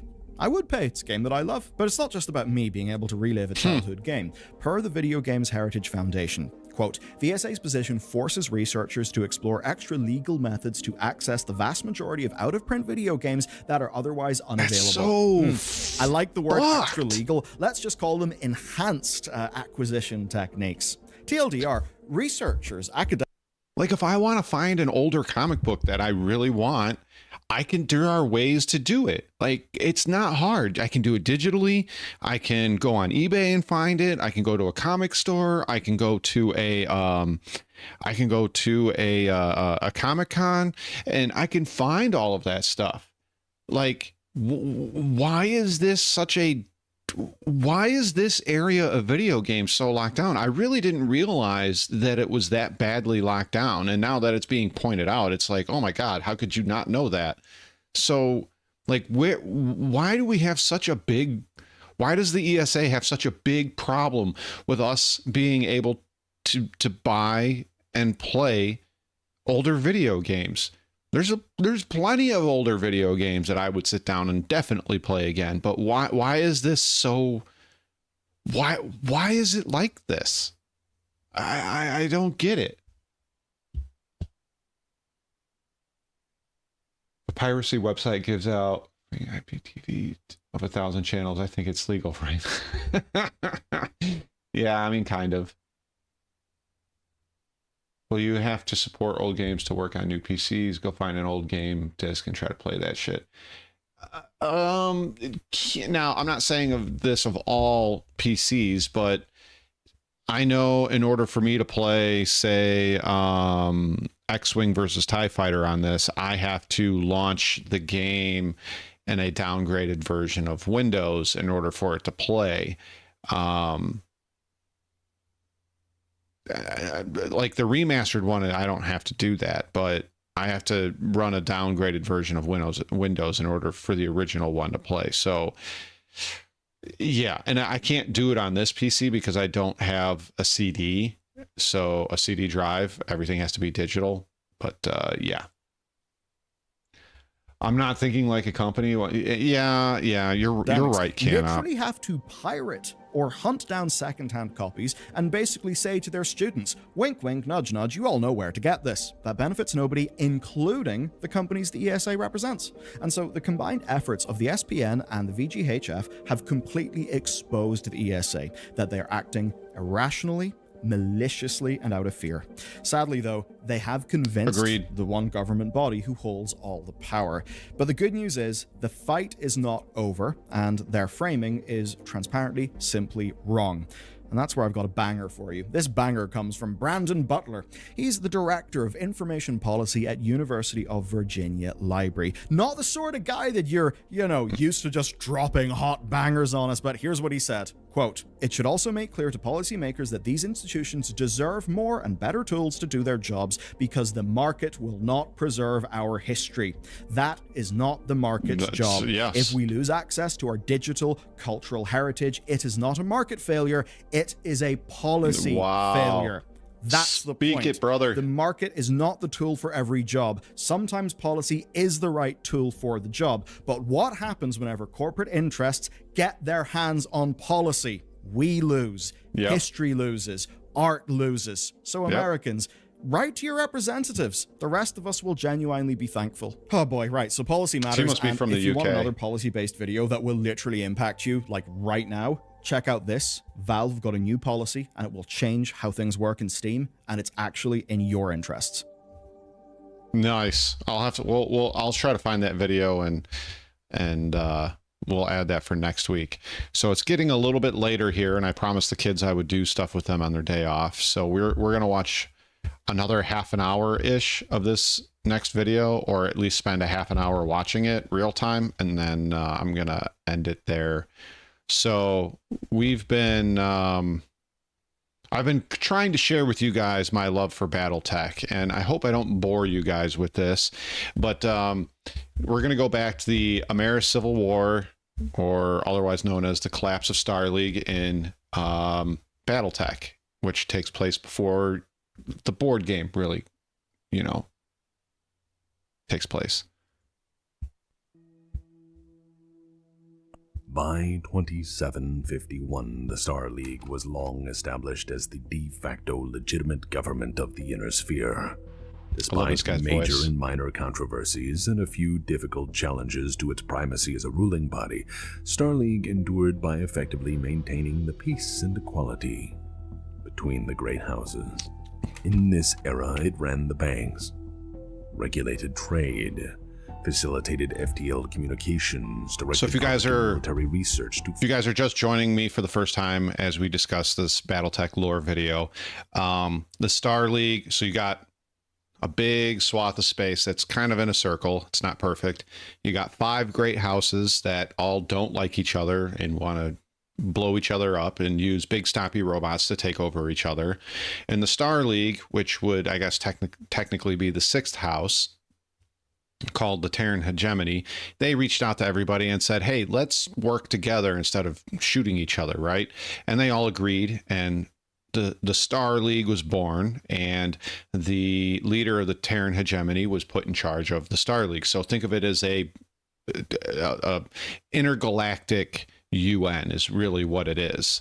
And for the next several hundred years, it was pretty much another golden age for humanity for the next 300 years.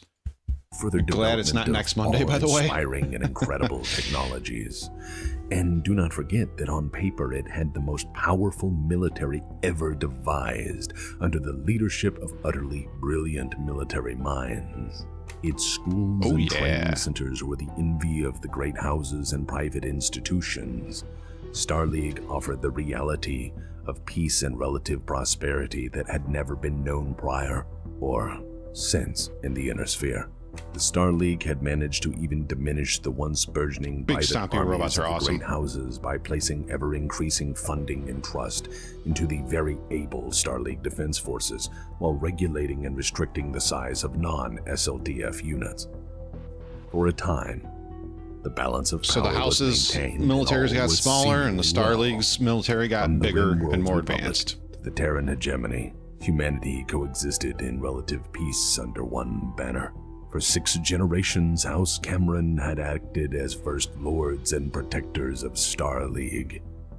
For 6 generations, Star League had given humanity the nearest thing they'd ever gotten to a golden age. But if the Inner Sphere has any constant, it is this. Whew. We are our own worst enemy. In 27... I think that goes, whether we're intergalactic or, Earth-based, it doesn't matter. Everybody, from governments to the individual, we are our own worst enemy. And I don't think that's ever going to change, whether we stay earthbound or we start exploring the stars, it doesn't matter. I think from the beginning of time to the end of time, as far as humanity is concerned, we will always be our own worst enemies. In 51, First Star Lord Simon Cameron had an accident. By accident, I mean an engineered accident that resulted in his untimely demise. Oops. Star League protocols dictated an immediate transfer of power, and so, with the death of First Lord Simon Cameron, the mantle of First Lord passed to his 8-year-old son, Richard, who would become the 6th and final First Lord of Star League in the Cameron dynasty. Richard Cameron was then only 8, and therefore the 5 House Lords exercised their authority to convene and appoint an official protector for the young man. This was not only to guide him to adulthood safely, but to instruct him in the finer points of rulership. After all, there was no weightier crown than the First Lord of Star League. As well, all oftentimes petty, the great lords of Star League were not fools, and they each knew that any dynasty is one mistake away from tyranny, madness. The First Lords of the great houses, the rulers, it doesn't matter what era of BattleTech you are in. Of the 5, I would generally say all 5 are extremely petty, extremely vengeful, and are going out of their way to make their neighbors suffer in some way. The only ones that kinda don't, is House Davion. You can see by the sword with the star behind it. Sorta. They're kinda like the good guys, but they're not really good, if that makes any sense. They kind of stay out of the shit. But these four guys, the Draconis Combine, what you call these guys, the Capellans are dirty little fuckers.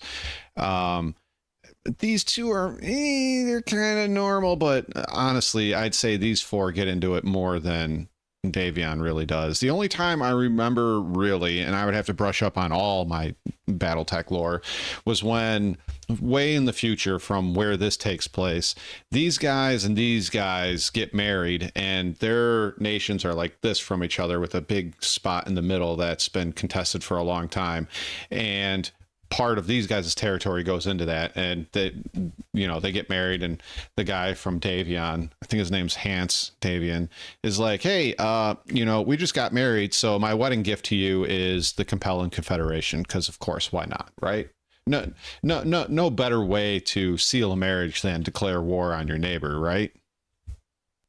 And ruin, fearing destabilization of their own fortunes, the Great Lords unanimously decided to steer this next generation toward greatness and prosperity for their own interests, if nothing else. To further that aim, they appointed the highly decorated, utterly brilliant Star League General Alexander Kerensky to serve as regent and protector.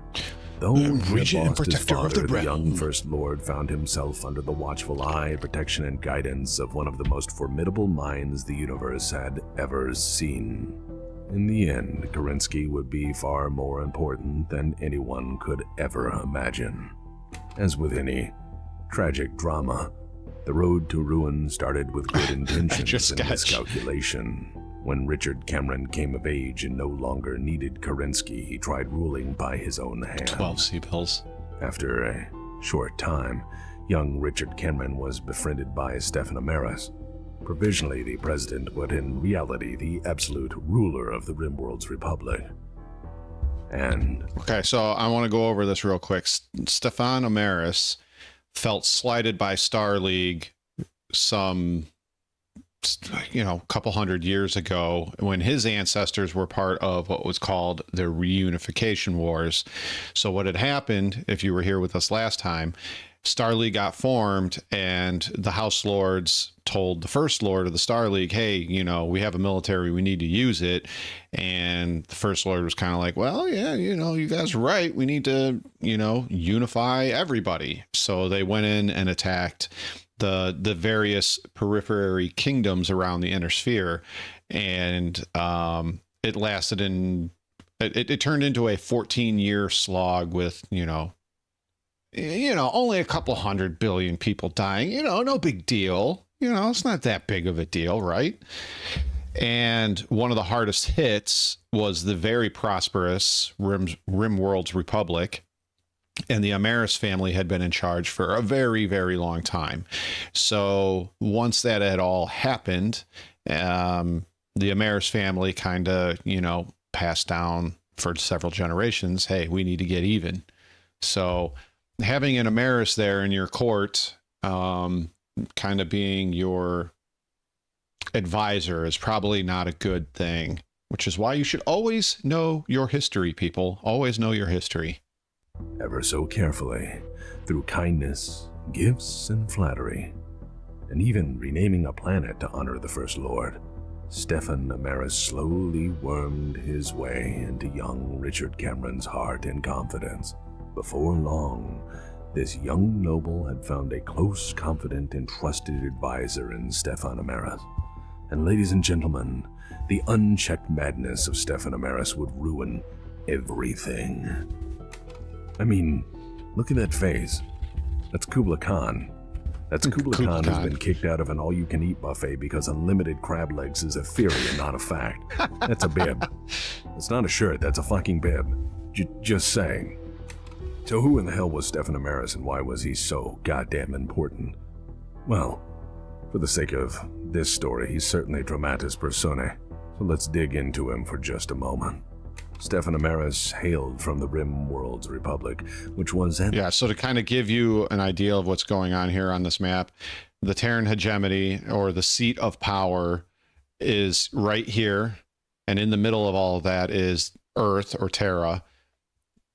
Oops. God bless America. That's where we were.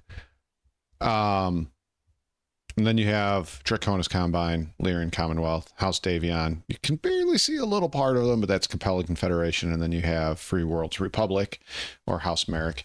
So this was the Rim Worlds, right? In current Battletech, they're small. They're only like that. But anyways. Terrifically powerful periphery state.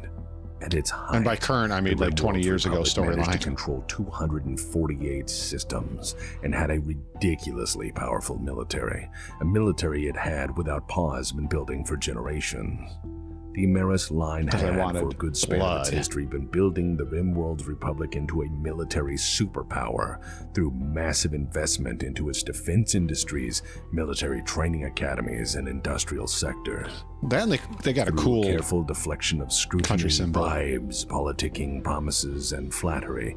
The Rim Worlds Republic maintained this military buildup for the most part without pause and in relative secrecy.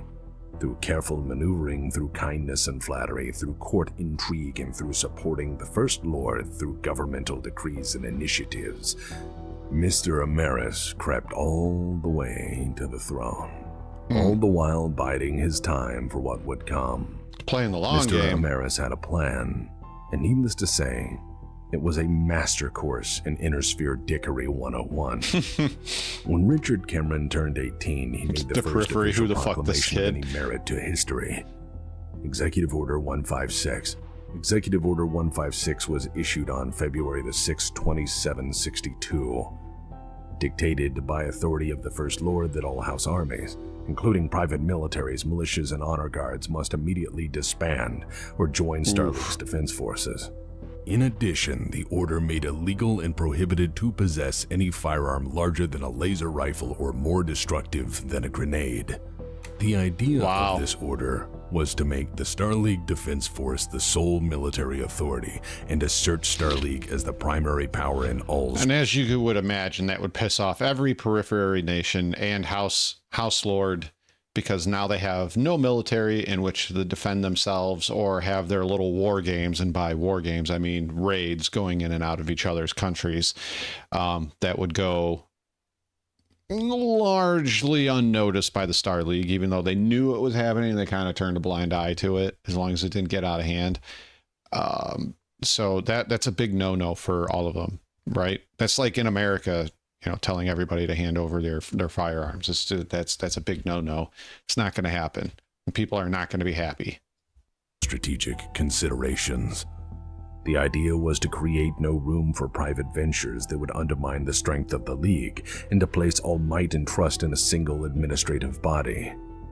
The order was aimed to prevent further infighting, secret wars, and the recklessness of House ambition, but with a long... If somebody, and here's the thing, it doesn't matter.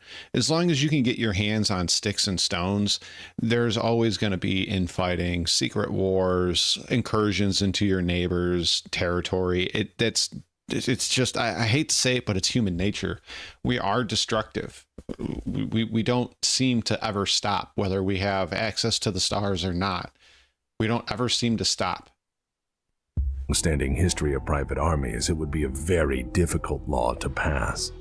This order was first reviewed by General Kerensky, who admired the noble idea, but immediately knew it was completely impossible to enforce.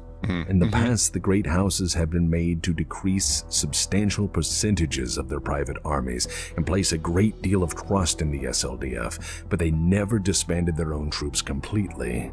After all, each state as a signatory of the Starleague Charter was guaranteed the right to maintain their own militaries, to defend their own borders, and to see to their own security needs.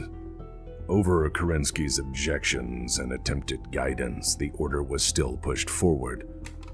When presented with Richard Cameron's arrogant executive order, the Great Lords of the Inner Sphere perceived it with nothing less than betrayal, anger, and outrage. I'd be pissed too. Precisely what the Inner Sphere House Lords had feared, an upstart who would try to curb their power or diminish their house. For they rightfully considered the order to be a flagrantly illegal power grab. They perceived the order as a direct threat to their sovereignty and decided to check the young Cameron's power before he got any ideas. Immediately, an emergency High Council meeting was called. The First Lords unanimously declared the proposed document an illegal instrument of government oppression. They rebuked the First Lord openly. They were furious at an overreaching, seemingly power-mad First Lord who was dabbling with their inherent rights and freedoms. Before the situation spiraled out of control, Kerensky stepped in to maintain the peace. Kerensky barely managed to defuse the situation by siding with the First Lords, stating that in direct principle the document undermined, if not violated, his oath to defend Starleague and the uniqueness of each constituent member state. Richard Cameron, Kerensky is the man. Embarrassed and publicly humiliated First Lord, managed to meekly countersign his own offer. This small act was the turning point. To note, Kerensky was trying his best. Kerensky was many things, but above all he was dutiful. He knew his place. He served the for state. Starleague. His parents served the state. His loyalty was everything. His loyalty to the Starleague. The Inner Sphere, the Starleague, and the peace it brought were more important than power struggles or personal friendship. To Kerensky, it didn't matter if the First Lord was a friend or near family. To Kerensky, it didn't matter that he'd raised the child to adulthood. It didn't matter that Cameron was a peasant or a First Lord or a banker. It made no difference to Kerensky what walk of life Cameron was, for he saw duty to the state as everything, and accordingly, there was room for nothing else. And while most would see this simple very honorable disagreement on man. a political issue, this one act was absolutely critical. This pivotal moment marks the beginning of a series of mistakes that would end Starleague in the fires of hell. From this moment onward, Richard turned towards Stefan Amaris's influence and his advice, as Kerensky stood as a reminder of what he couldn't or shouldn't do. Amaris, through and through, was very supportive. Amaris was a yes man. He was an enabler. Kerensky was a sour reminder to the limits of his power, his reach, and his ability. By refusing to side with First Lord Richard Cameron, Kerensky had pushed himself out of the First Lord's circle of trust.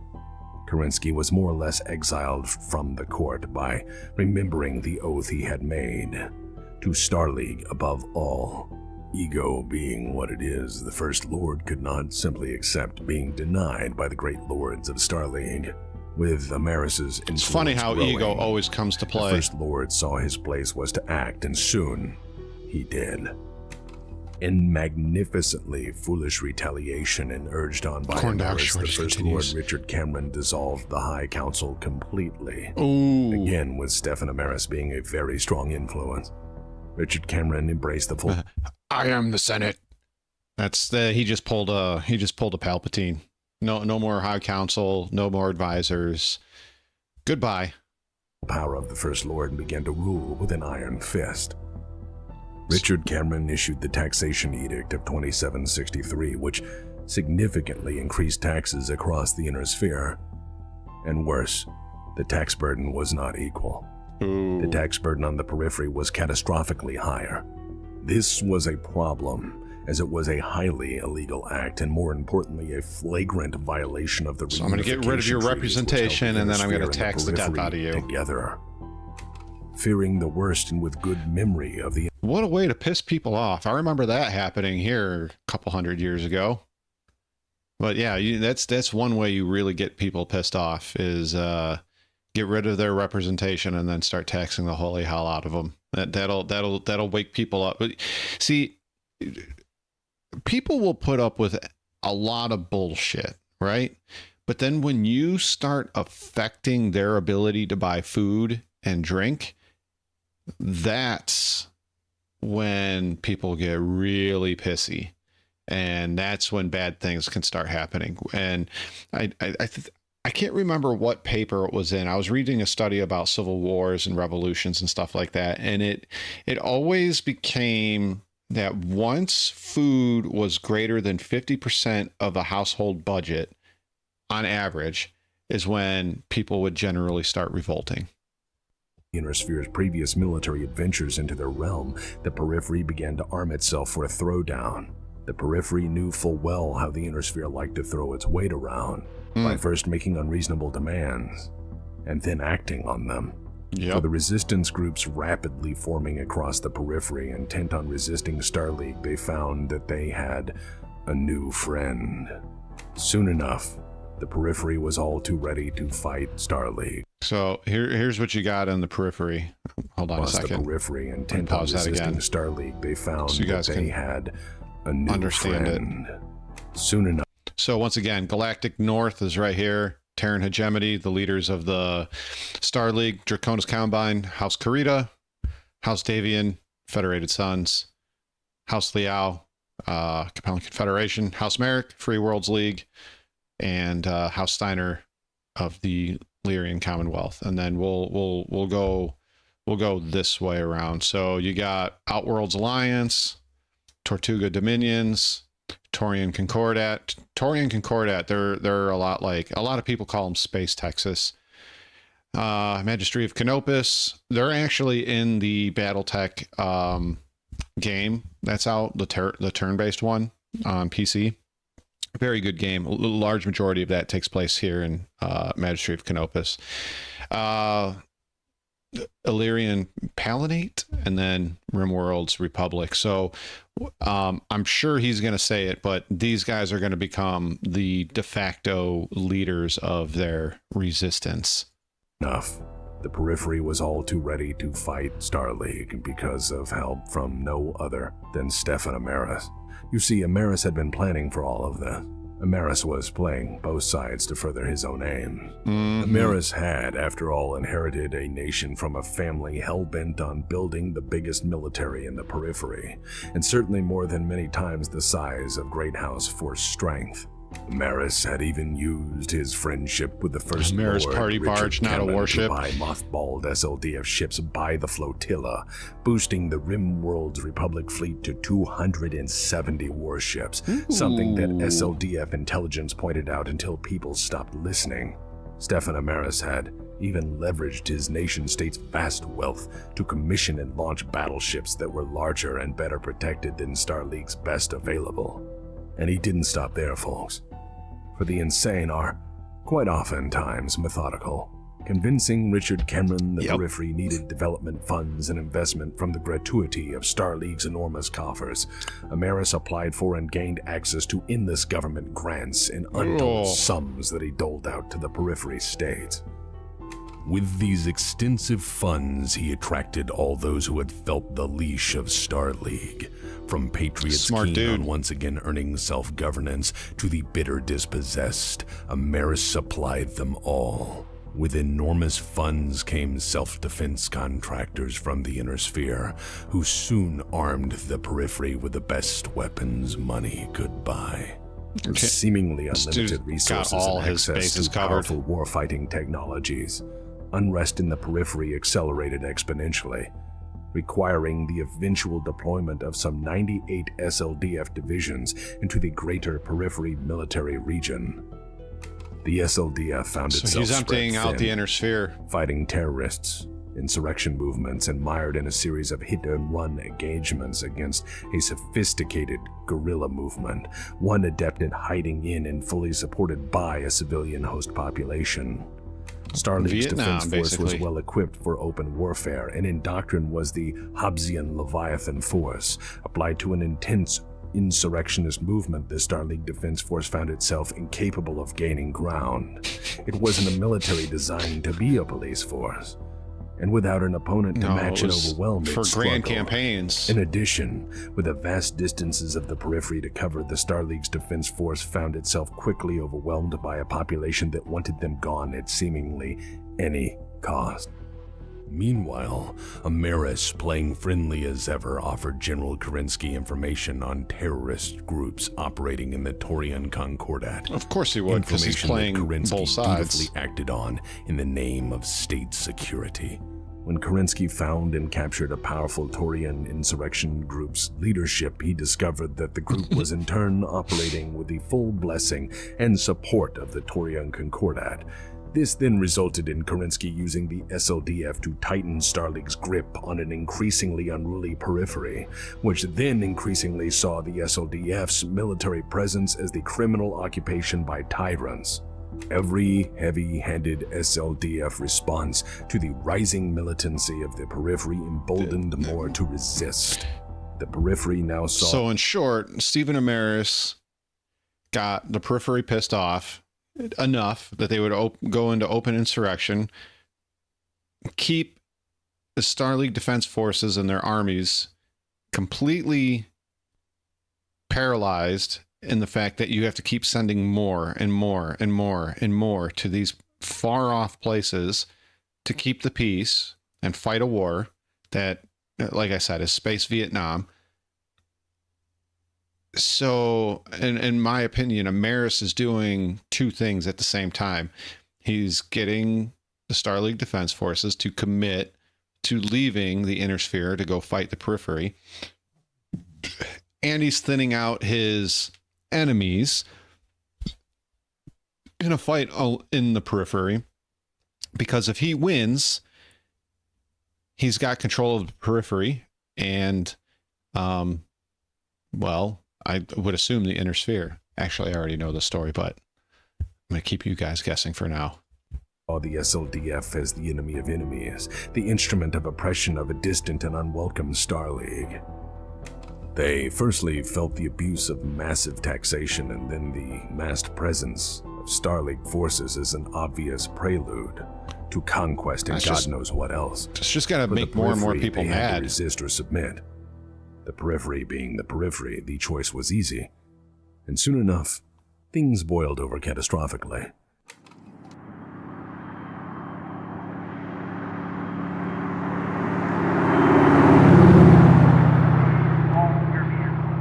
Oh, that's a nuke.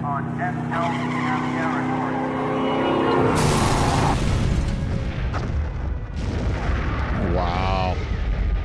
Suicide driver nuke. The 265th Starleague Heavy Assault Regiment was annihilated by a nuclear device smuggled into their garrison. And things got worse from there. All hell broke loose with the new Vandenberg uprising. 17 worlds from the Torian Concordat broke away in open rebellion. Kerensky immediately traveled to the front and tried to disarm the uprising without further blood being spilled. These were, after all, his countrymen, fellow citizens of Starleague that he was sworn to protect. He ordered local militia units to stand down, to return home, and to not support further conflict. Local forces increasingly refused, supporting the independence movement or really anyone who was giving it to Starleague, which inspired similar defiance across the periphery. After all, local units had stood up to the big bad government, which flinched instead of annihilating them outright. Kerensky's unwillingness to absolutely crush them out of compassion resulted in widespread perception in the periphery that Starleague had gone soft. The uprising quickly spread through the periphery, the magistracy of Canopus and the Outworlds Alliance. Garrisoned SLDF units woke to find themselves surrounded by a very hostile and well-armed periphery. Some SLDF garrisons were attacked, some were functionally annihilated in well-coordinated attacks, while many others were surrounded and sieged by a civilian population tired of Starleague oppression. A few even switched sides, deciding to join the periphery in an uprising, distributing their weapons and in turn becoming rebels themselves.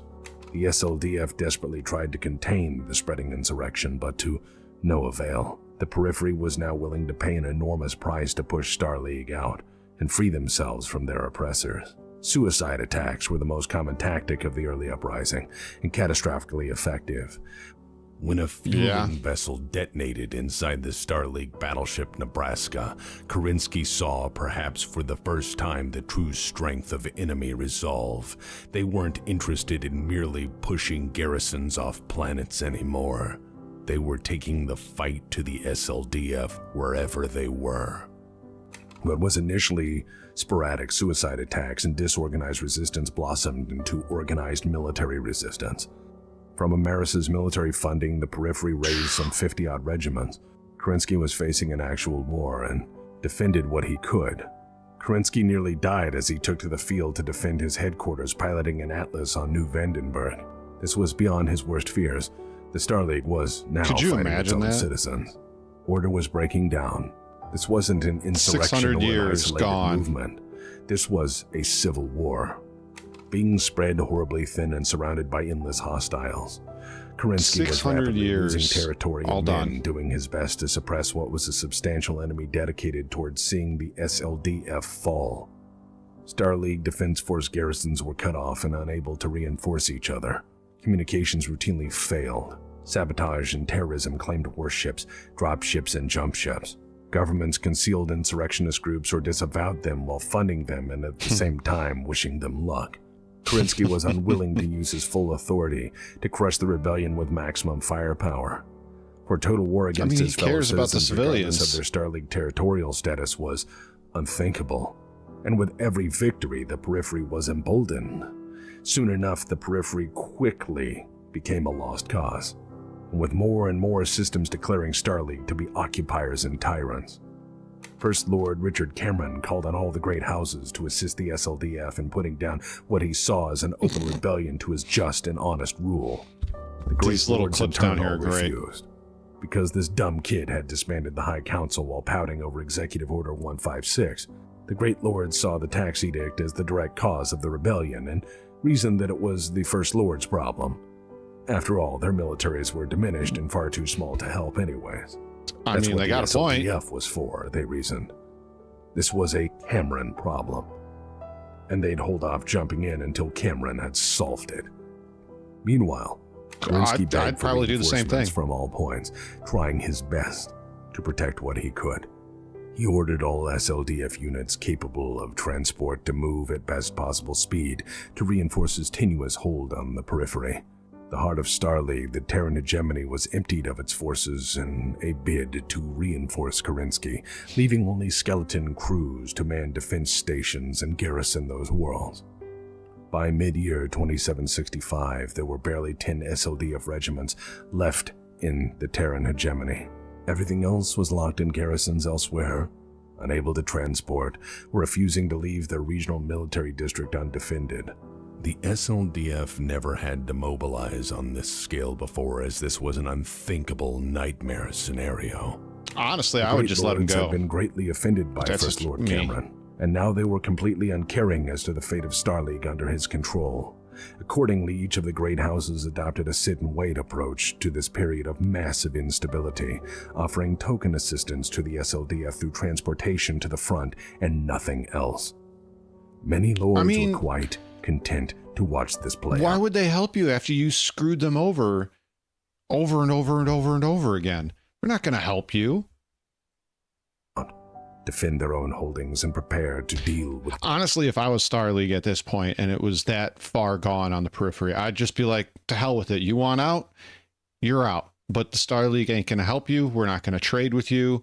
We're going to basically put up a trade embargo, an immigration embargo. Nobody's coming. Nobody's going. Your stuff is your stuff. Our stuff is our stuff. Good luck out there. Have fun. The aftermath. Many predicted this would merely be the beginning. Unfortunately, they were very right. The war in the Periphery had become a meat grinder the SLDF had not prepared for. By the end of 2765, the SLDF and the Periphery were in dire condition. Cut off, surrounded, and refusing to surrender, the loyalist SLDF regiments found themselves snuffed out one at a time, often enough with overwhelming nuclear bombardment. 13 entire divisions were glassed by nuclear fire for refusing to surrender or to join the rebels. JT, you have a good one, man. Pleas from cut-off units went unanswered as Kerensky was himself desperately holding on to rapidly disappearing. You're gonna need a really big wall territory. to keep them robots out. All he could do was listen as his forces died for reasons they couldn't grasp. By the end of 2765, combat losses were so horrific in the periphery that half the SLDF units originally stationed there had to be disbanded as they were utterly destroyed. They could not be reconstituted as any meaningful fighting force. Oof. By the end of 2765, Kerensky had decided to evacuate the periphery with the remnants of his task force. The general had no choice but to evacuate to the inner sphere and wait for reinforcements many months away. He had been sent into the periphery as a policing action and barely survived with his command intact. It was wise enough for the general to walk away, to reassess and reinforce, and to recuperate what he had. He was content to wait until the time was right. The periphery war was an engineered, unwinnable nightmare scenario, and Kerensky had the wisdom to see through parts of it. He waited patiently in the inner sphere, waited patiently to rebuild his forces with SLDF reinforcements from the hegemony and other military districts. As the surviving SLDF from the periphery uprising trickled in, his intelligence of the situation developed. He made plans to go back into the periphery, but only when the SLDF was ready. This would no longer be a police action. This was war. She was going to annihilate them all. Reinforce first, replace losses, and bring up fresh manpower. Then to systematically conquer the periphery, destroying the rebellion and restore Starleague's rightful order. In the end, it would take until January of 2767, a year and some months of hard campaigning, to even gain the upper hand. The total cost of the periphery uprising and rebellion to the SLDF was, at the end of 2766 and beginning of 2767, 106 divisions and 61 independent combat regiments lost. Additionally, 61 divisions and 6 combat regiments had been rendered functionally inoperative and disbanded out of more or less compassion. As catastrophic as that sounds, rebels. as slack-jawed as your veteran friends are right now at those numbers, dark deeds unfolding in the hegemony would prove the periphery uprising and guerrilla war to be nothing than a horrible distraction and a prelude for the hell to come. Now I have to wind back a bit and tell you about what had been transpiring. The next chapter we're going to stop. Periphery burn. You see, Amaris's fuckery was advanced. While the periphery complained, rebelled, and then openly warred against Starleague, the RimWorld's Republic had been surprisingly and exceptionally loyal. Their military rounded up and executed traitors to the League. Their military expelled attacks from the periphery. They had gone out of their way to be incredibly helpful to the needs of Starleague, and as such they gained a most favored nation status with the First Lord Richard Cameron. This demonstrated loyalty and greatness allowed Amaris to engineer a deal with the young Richard Cameron the year before. Amaris and the RimWorld's Republic had pledged his significant military forces to assist in the event of trouble which was now certainly knocking on the door. By 2766, as stated, most of the Starleague Defense Force was fighting an unending insurrection in the periphery. Most of the hegemony's outstanding seems like every country has to have their Vietnam to feed necessary manpower and supplies to the war front. It is notable that even the bulk of House Cameron's own royal troops were diverted. As Richard trusted Amaris completely, the RimWorld's Republic offered assistance in Starleague's time of need was, well, universally accepted. After all, each of the House Lords had refused to help, so Richard Cameron accepted the help of his close friend and trusted confidant, Amaris. Through mass mobilization, the RimWorld's Republic sent an enormous number of units to garrison the now abandoned posts throughout the hegemony. Some SLDF commanders obviously saw this as a problem and tried to raise alarm as they were able, but the signature of the First Lord pulled a lot of weight. These troops were loyal.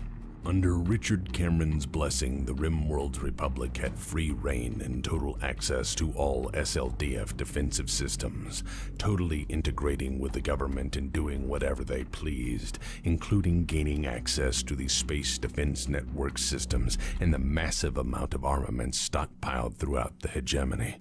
By 2766, half the damn RimWorld's Republic military had been deployed to the center of the inner sphere. For every SLDF division that left to fight on What the a front, power move. 2 RimWorld's Republic divisions would arrive to reinforce the hegemony, the very heart of Starleague. RimWorld's forces trained and drilled in Starleague facilities and availed themselves of all the intelligence coming in from the front. In particular, they paid very close attention to the Starleague Defense Force deployments and after-action reports.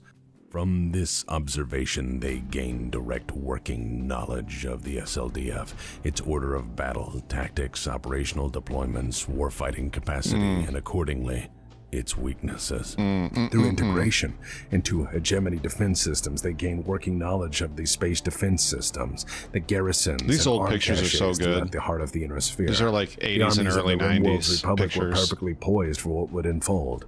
They took their time and prepared accordingly. With Kerensky far off fighting an insurrection and then open rebellion in the periphery and the RimWorld's military get at his back, ugly Stefan Amaris had fast. decided it was well enough time to act. After all, Amaris's life had led up to this very moment. Driven playing the by long his game own insanity, for 30, 40 his years. own ego, his own madness, and to avenged, imagined, perceived wrongdoing to his family, his destiny, and his house by House Cameron and Starleague, Amaris had acted to undermine it all. From 2753 onward, he worked to befriend Cameron, saying yes when others said no, being friendly when others chastised, supporting him when others refused. From 2753 to 2766, Amaris had been the best friend of Richard Cameron. 40 there for years of him in build-up, any 13 capacity, years of and behind the scenes, dripping he oil worked or to dripping honey in his destabilize ear. Starleague from within. He pushed for the tax reforms that would in turn drive the periphery insane, and before that, the edict to strip House Lords of their power, abrogating many long-standing treaties in the process. That's how you play the long game. He pushed the periphery to the boiling point and then ensured a determined and stubborn general was there to feed their worst fears and not back down. Through this all, Stefan Amaris built trust in the First Lord by always being the voice of kindness, friendship, and benevolence. And on December the 27th, 2766, Stefan Amaris took the final step of his plan. Stefan Amaris had such an enormous amount of trust in the First Lord that he was allowed to walk into the audience chamber with his personal bodyguard and no one raised an eyebrow. After all, this was normal. Amaris was often seen doing what he pleased in the halls of power as he was a friend and trusted confidant of the First Lord. In fact, Amaris had brought a present, a gift in a carefully wrapped box. Richard Cameron accepted the gift like many others, finding underneath all that wrapping a jewel-encrusted, gilded, magnificent work of engineering, a laser pistol bearing the crest of Stefan Amaris, and in full view of all in attendance of the greater court, Stefan Amaris picked up the gun. He raised it to the light, showed how the jewels caught the sun and sparkled, and as First Lord Richard Cameron sat there staring at his prize, Stefan Amaris smiled and blew his fucking brains out. And that's how you get ahead in the inner sphere. But a coup isn't just the removal of the head of state, or, in this case, the head of state's head. No, the trick is to follow through. And Amaris was most certainly thorough. Over time, he'd managed to gain access to the palace's defense systems, as Richard Cameron had shown their operation in great detail to his bestest best friend many a time. However, Stefan had himself a fucking problem. The goddamn Black Watch. All right, we're going to stop there. This is where we got to stop. So, we'll back it up just a little bit. Amaris has just murdered the First Lord. The Starleague Defense Forces are hundreds of light years away, dealing with a war, and all of the RimWorld's Republic, or Amaris's forces, are now garrisoned all over the central part of the inner sphere, taking over the Starleague Defense Forces garrison units. So that's where we're going to leave off on that one. We only got like 20 more minutes left on that one. We'll finish that next week. Yeah, that's what we're gonna do. So with that, I'm gonna let you guys get on with your Wednesdays, or with your Wednesday. I need to go and eat and hang out with my daughters for a while, and get a few things done around the house. So I want to thank you guys all for joining, all for hitting that like button, the subscribe, and the follow, and all of that. I really appreciate all of you guys. I really appreciate you guys spending your time with me. I would say so long and thanks for all the fish this week, but I'm going to say have a happy Thanksgiving, be safe, and enjoy your time with your friends and your family. I will see you guys next week, and we'll pick up where we left off on, you know, Hot Take Tuna Tuesdays and either Alien or another game the Monday before. So you guys, love you a bunch. Thanks as always for showing up here and hanging out with me. So long, and I'll see you in the next one. Later, guys.